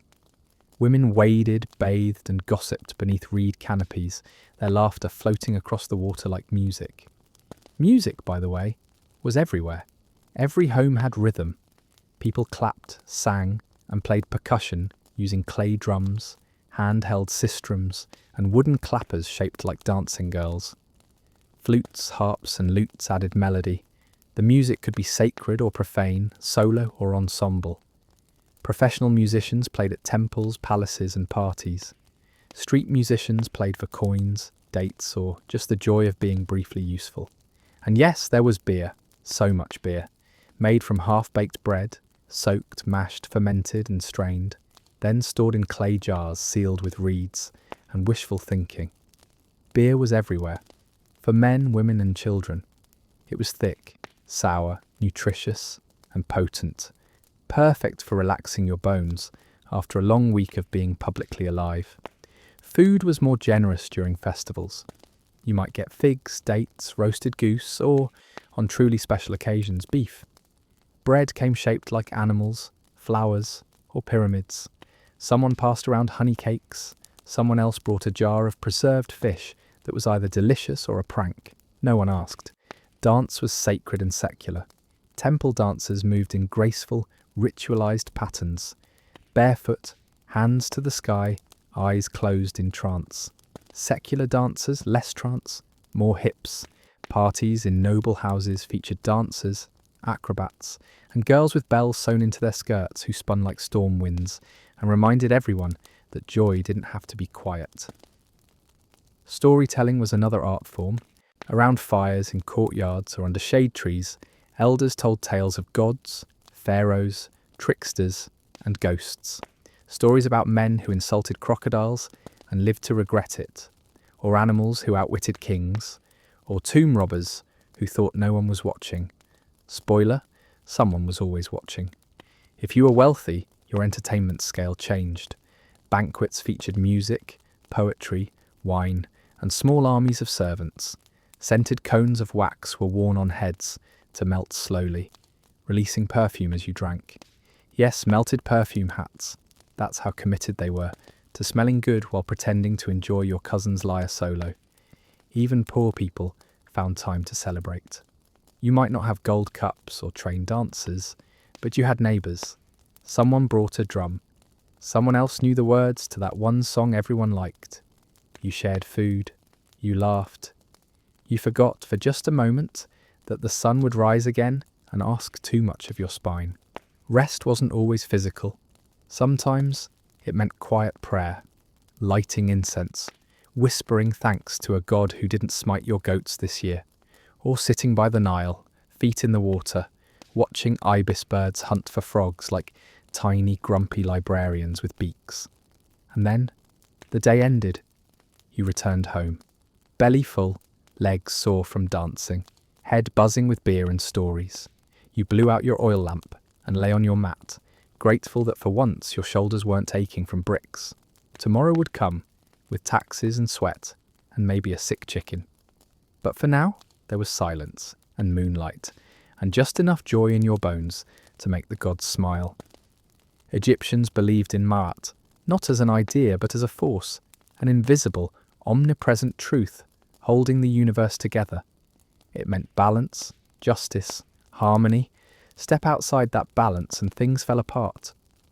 Crops failed, gods frowned, chickens refused to lay eggs, so naturally they punished anyone who messed with it, and not gently.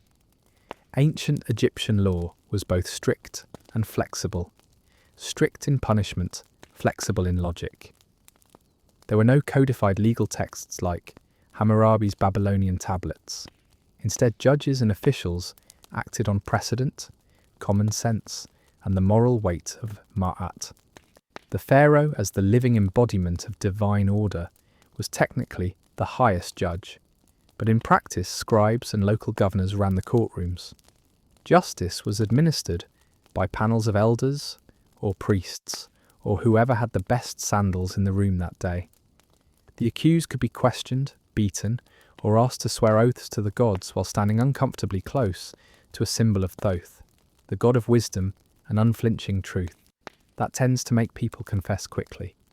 So what happened when you broke the rules? Start small. Let's say you stole bread, just a few loaves, from a temple granary. If you were caught, you'd probably be beaten in public with a stick. Not a slap on the wrist situation. This was a ritualized spectacle. You'd be tied down, whipped or caned, and left as an example. Not fatally, but memorably. Steal from a neighbour instead. Same beating, fewer witnesses. But if the neighbour was a scribe or priest, you'd wish you'd chosen the temple instead. Lying under oath, more beatings, lying to a scribe, beatings and possibly additional taxes. Now escalate. What if you struck someone during a fight? The court might order you to pay compensation, or lose a finger, or both. If it was self-defence, maybe you'd get leniency. If it wasn't, well, thumbs were optional in the grand scheme of Mahat. Murder, execution, swift, public, final. But how they killed you depended on who you were and who you killed. Commoners might be strangled or decapitated. Soldiers could be speared. Nobles, sometimes exiled, sometimes disappeared, sometimes forced to take their own lives in poetic, politically convenient ways. And sometimes the punishment wasn't death, it was erasure. Tomb defilers, people who robbed graves or desecrated corpses, were subjected to damnatio memoriae. Their names were chipped off monuments. Their likenesses were smashed. Their burial goods destroyed. Because in Egypt, to be forgotten was worse than being dead. You weren't just punished in this life, you were cut off from eternity. One of the worst punishments? Nose removal. Yes, really. For certain crimes, especially ones involving falsehood, blasphemy, or infidelity, a court could order the accused's nose to be hacked off. It marked them permanently. You couldn't hide it. Couldn't explain it away.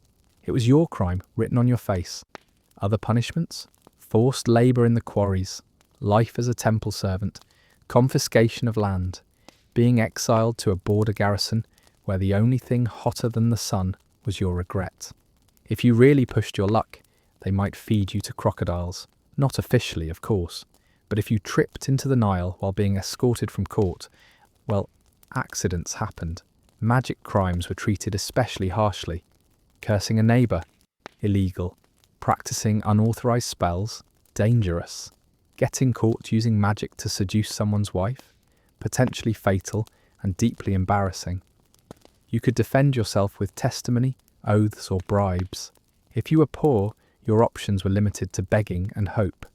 If you were rich, you could hire a scribe to write a persuasive letter. Some people even offered statues or goods to temples in exchange for leniency, spiritual bargaining with a side of politics. But the system wasn't entirely cruel. There were appeals, there were pardons. Pharaohs occasionally released prisoners during festivals to show mercy, or at least distract people from the new tax increases. And priests could intercede, declaring divine forgiveness if the gods sent the right dreams. Children were usually spared harsh punishments. So were the elderly. But women? They faced the same penalties as men, especially in court cases involving land, theft, or adultery. And if you were enslaved, justice was a gamble. You might be defended by your master, or discarded like broken pottery.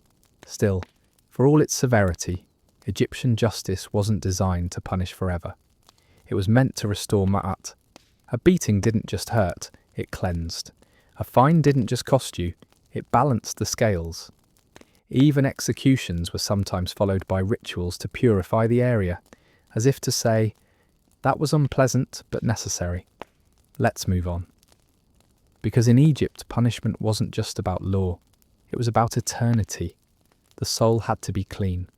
The records had to be in order. The gods had to be pleased. And if your mistakes couldn't be corrected with a beating and a goat offering, then they would be carved into history as a warning for the next fool who thought Mahat was negotiable. But ancient Egypt had more than just brute force in its justice toolkit. It had shame. And oh, they weaponized it well. Punishment wasn't just about pain, it was about reputation. The average Egyptian valued their name, literally. Names held spiritual power. They were tied to your soul. That's why every tomb was covered in them.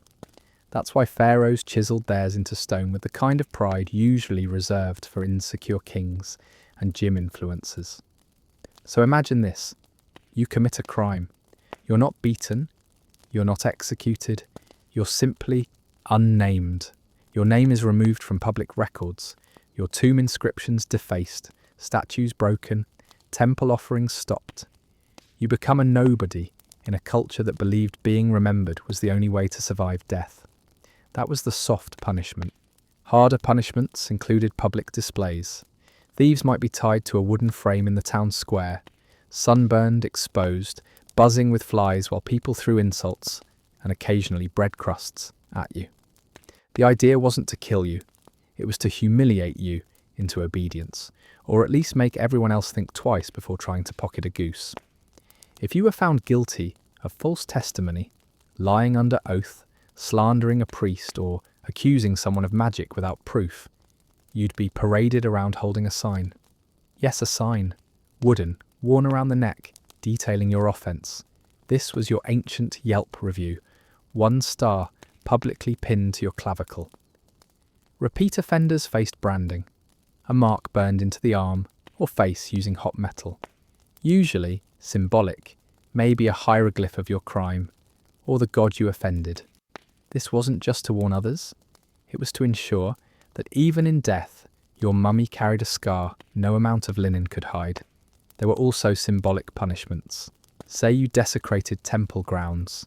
They might make you clean them for weeks, on your knees, with a reed brush, under priest supervision, in silence. Some were forced to recite hymns aloud while scrubbing, not for cleansing, for repentance. In rural communities, punishments could be improvised. One text mentions a man caught lying about a neighbour's field being cursed. His penalty? To spend 10 days alone in that field, sleeping near the sick crops, with no company except a small herd of judgmental goats. Another form of punishment was labour redirection. If you couldn't pay a fine or lost a court case, your land might be seized, your child conscripted, or you might be reassigned to special state labour. Translation: building tombs in the Valley of the Kings while carrying water jugs and slowly forgetting what smiling feels like.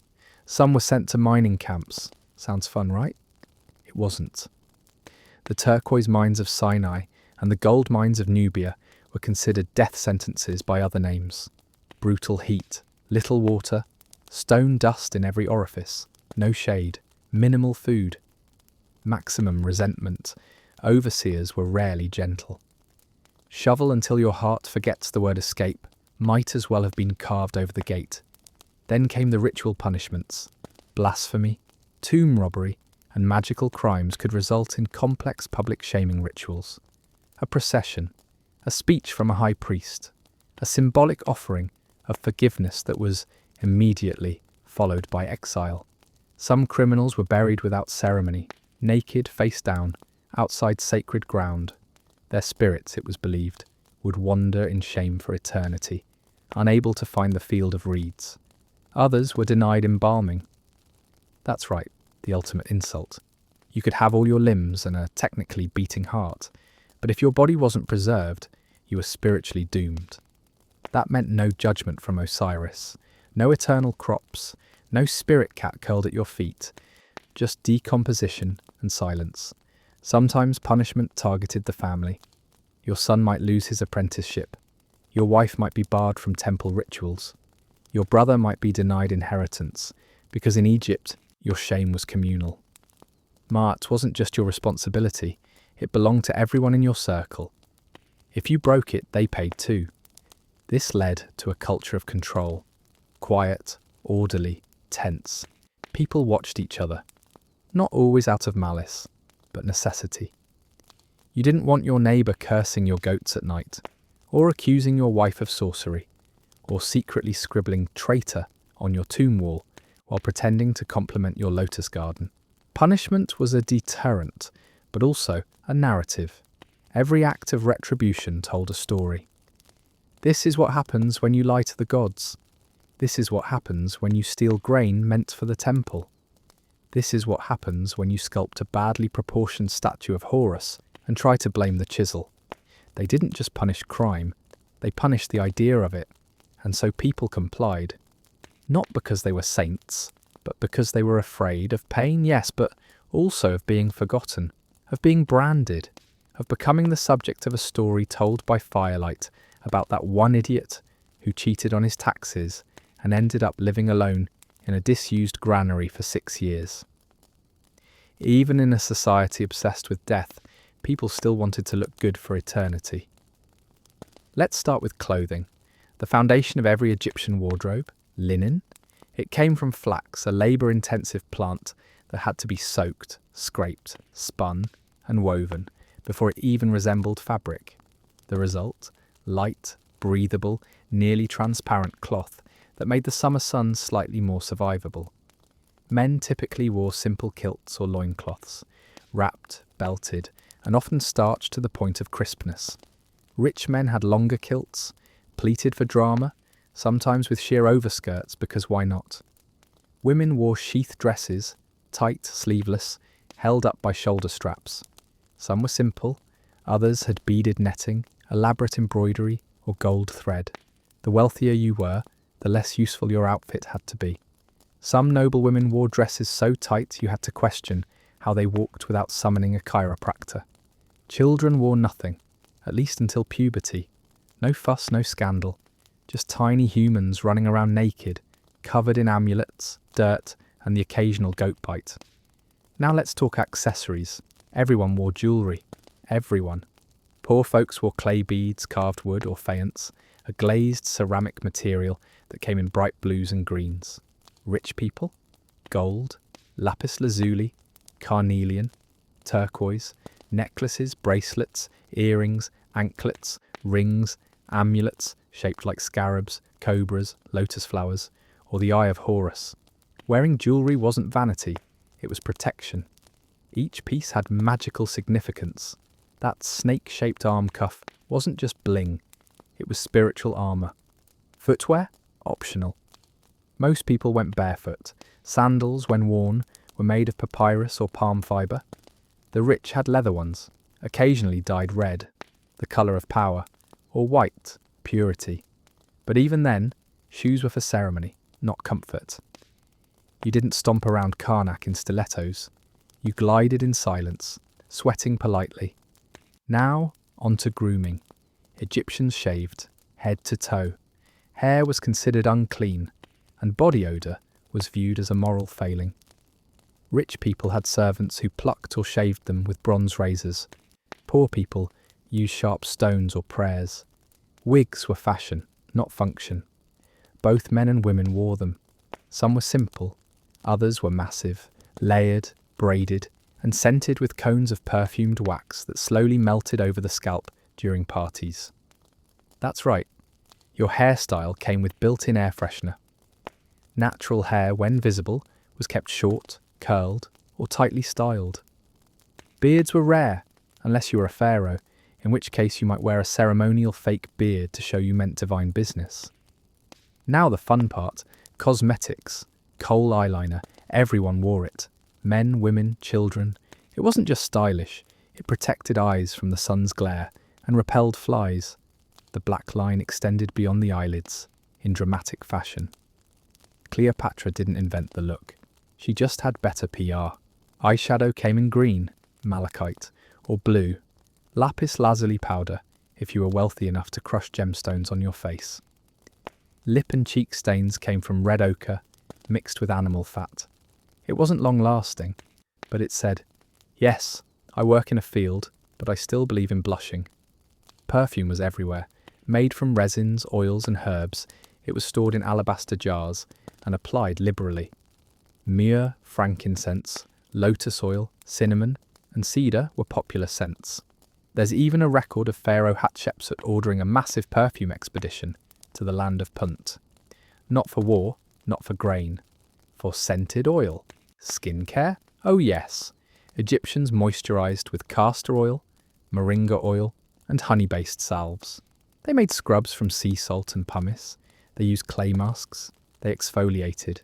Some left records of recipes. Take crushed beans, mix with milk, apply before prayer. Beauty was discipline, ritual. Possibly tax-deductible if you were a priestess. Teeth, a disaster. Despite the skincare obsession, Egyptian teeth were worn down by sandy bread and lacked proper dentistry. So they freshened breath with pellets made from frankincense and honey, chewed herbs or just kept talking through the pain. Cosmetic palettes were common burial items, because even in the afterlife, you were expected to look decent. You might face gods after all. You don't want to show up blotchy in front of Osiris. In the end, beauty in Egypt wasn't vanity, it was spirituality. A clean body pleased the gods. A painted face honoured Hathor. A well-oiled wig showed respect for the order of life. Everything was appearance, and appearance was everything. You weren't just surviving the desert, you were doing it in style. Here's an interesting fact. The Egyptians loved their animals. And by loved, I mean worshipped, mummified, named after gods, and occasionally left inheritances to them in wills. Let's begin with cats. Domesticated in Egypt around 4,000 years ago, they quickly rose from humble mouse catchers to full-blown household deities. Killing a cat, even accidentally, was punishable by death. If your house caught fire, saving the cat came before saving the furniture. And if your cat died of natural causes, your entire family shaved their eyebrows in mourning. Cats were associated with the goddess Bastet, protector of homes, women, fertility, and apparently whatever spot on the mat your cat claimed as sacred ground. Temples to Bastet kept hundreds of cats. Some were fed better than the priests, some were mummified and offered as divine gifts. But it wasn't just cats. Dogs were beloved too. They were guards, hunters, companions. Some were given names like Brave One, Good Watcher, or One Who Barks Too Much at Priests. They're found buried beside owners, honoured in stelae and praised in letters. An elite family's dog might have a personalised collar. A commoner's dog? Maybe a bit of cloth and a flea problem, but love nonetheless. Then there were monkeys, kept as exotic pets by the wealthy. They were mischievous, clever, and occasionally too clever. Some were trained to perform tricks, some were dressed in miniature robes, some were depicted in art as drinking wine, dancing, or riding goats. If cats were sacred and dogs were loyal, Monkeys were chaotic neutral. Geese and ducks were everywhere. Domesticated, raised for meat, eggs and feather stuffing. Children chased them. Farmers herded them. Occasionally, they chased children back. A goose in a bad mood was considered divine punishment. Possibly from Seth. Cattle, of course, were the backbone of wealth. A man's prosperity was measured in livestock. Bulls in particular were sacred. The Apis bull, chosen by priests for specific markings, was worshipped as an earthly vessel of Ptah and later Osiris. It lived in a temple, was pampered beyond reason, and upon death was buried in a sarcophagus larger than most humans ever saw. Donkeys were everywhere too. They carried grain, water, bricks, even children. No one worshipped the donkey, no one wrote love poems to it, but they were essential, stubborn, strong, and underappreciated. Horses arrived later, likely during the Hyksos period. They became symbols of royalty and military prestige. You didn't ride horses casually, you rode them into battle, on royal processions, or when you wanted everyone to know you were rich and couldn't walk without divine assistance. Crocodiles were terrifying and holy. Feared and revered, they were associated with Sobek, the crocodile-headed god of strength, fertility, and sudden teeth-related death.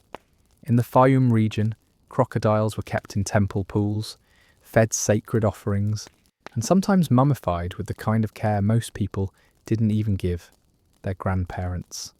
Ibis birds were linked to Thoth, the god of wisdom and writing. Sacred ibises were raised, coddled, and sacrificed in mass numbers. Archaeologists have found millions of ibis mummies. It's unclear if the birds appreciated this. They probably didn't. Even beetles got attention. The scarab beetle, specifically the dung beetle, was associated with the god Khepri, who rolled the sun across the sky like a cosmic ball of celestial poo. Scarab amulets were worn for protection, health, and good luck. Some were tiny, others were the size of your palm, and possibly cursed. Snakes were both dangerous and divine. The cobra, symbol of royalty, was worn on the forehead of pharaohs as the uraeus, ready to spit fire and venom at enemies, both spiritual and political. The goddess Wadjet was a cobra. She protected kings, temples, and sometimes small children who thought they could outrun anything in sandals. Pigeons, falcons, frogs, lions, gazelles, hippos. Every animal had a role. Some were eaten, some were sacred, some were feared. Many were turned into gods, symbols, or metaphors. And yes, some were pets. Even if you were poor, you might keep a cat, a bird, or a monkey. They weren't just cute, they were status, protection, companions in this life, and hopefully the next, because pets weren't just for now. They could follow you into the afterlife. Some were buried with owners, some were mummified separately. Some were carved into tomb walls, depicted sitting loyally beneath their master's chair, waiting for eternity to start. Because in ancient Egypt, nothing truly died, especially not a good cat. Okay, you've done it. You've farmed under a merciless sun. You've carved stone, cleaned fish, ground grain, built tombs, mourned cats, avoided curses, and kept your name out of court records. And now, after all that, you've died. Congratulations. Now the real work begins. Because death in ancient Egypt wasn't an ending. It was a transition. And your greatest fear wasn't fire or punishment or darkness. It was being forgotten. Egyptians didn't believe you were fully dead until your name stopped being spoken, until your story stopped being told. So you prepared for that inevitability like it was a second career, with savings, plans, legal documents, backup tombs, backup statues, and hopefully a child who didn't pawn your sarcophagus for beer money. Your legacy started with your body. Mummification wasn't optional. It was your passport to the afterlife. Priests removed your organs, dried your flesh, wrapped you in linen, stuffed you with spices, painted your face, and slid you into a coffin designed to look like a more relaxed version of yourself. Sometimes with a smile, sometimes with eyeliner, always with purpose. Then came the tomb. Not everyone could afford a pyramid or a painted chamber. Some had modest graves with a single stele, carved with your name, your job, maybe a prayer or a joke. Others had elaborate mastabas tucked into family plots, decorated with offerings and instructions for what to do if your soul got lost and needed directions back. Inside the tomb, you packed for eternity. Bread, beer, meat, combs, amulets, games, statues of servants to work for you in the next world, even a tiny folding chair in case the afterlife got crowded. And of course, your Book of the Dead, a scroll of spells to help you navigate the duat, the terrifyingly bureaucratic Egyptian underworld. You'd face trials there, monsters, gates, judgment. Your heart would be weighed against a feather. Not metaphorically, literally. If it was heavier, clogged with sin, lies, imbalance, you'd be devoured by Amit, the soul-eating chimera of cosmic rejection. But if you passed, you'd be welcomed into the field of reeds, an eternal Egypt, perfect weather, endless harvests, reunited family, no overseers, no tax collectors, and a constant supply of wine that never turned. Your name would live on, your tomb would be visited, offerings made, spells spoken, you would be remembered. That was the goal of everything. Every carved wall, every sacred offering, every pyramid straining toward the sky. They weren't obsessed with death, they were obsessed with outliving it, with staying intact in a world built on impermanence, with building stone memories in a land of dust. Even the poor carved their names into pots, scratched prayers onto tomb walls, whispered their hopes into the Nile at night. May I live again? May I be remembered? May my name pass through lips for 1,000 years. And somehow, it worked. Thousands of years later we speak their names, we read their spells, we decipher their jokes, we marvel at their tombs, we study their cats, we walk through museums full of their hopes, their fears, their perfectly preserved eyeliner. You wouldn't last a day in ancient Egypt, not because of the heat, not because of the taxes, but because they knew how to build forever. And you? You still forget your passwords. Thank you for travelling back in time with me. You've now reached the afterlife. Sleep well, immortal one. You are remembered.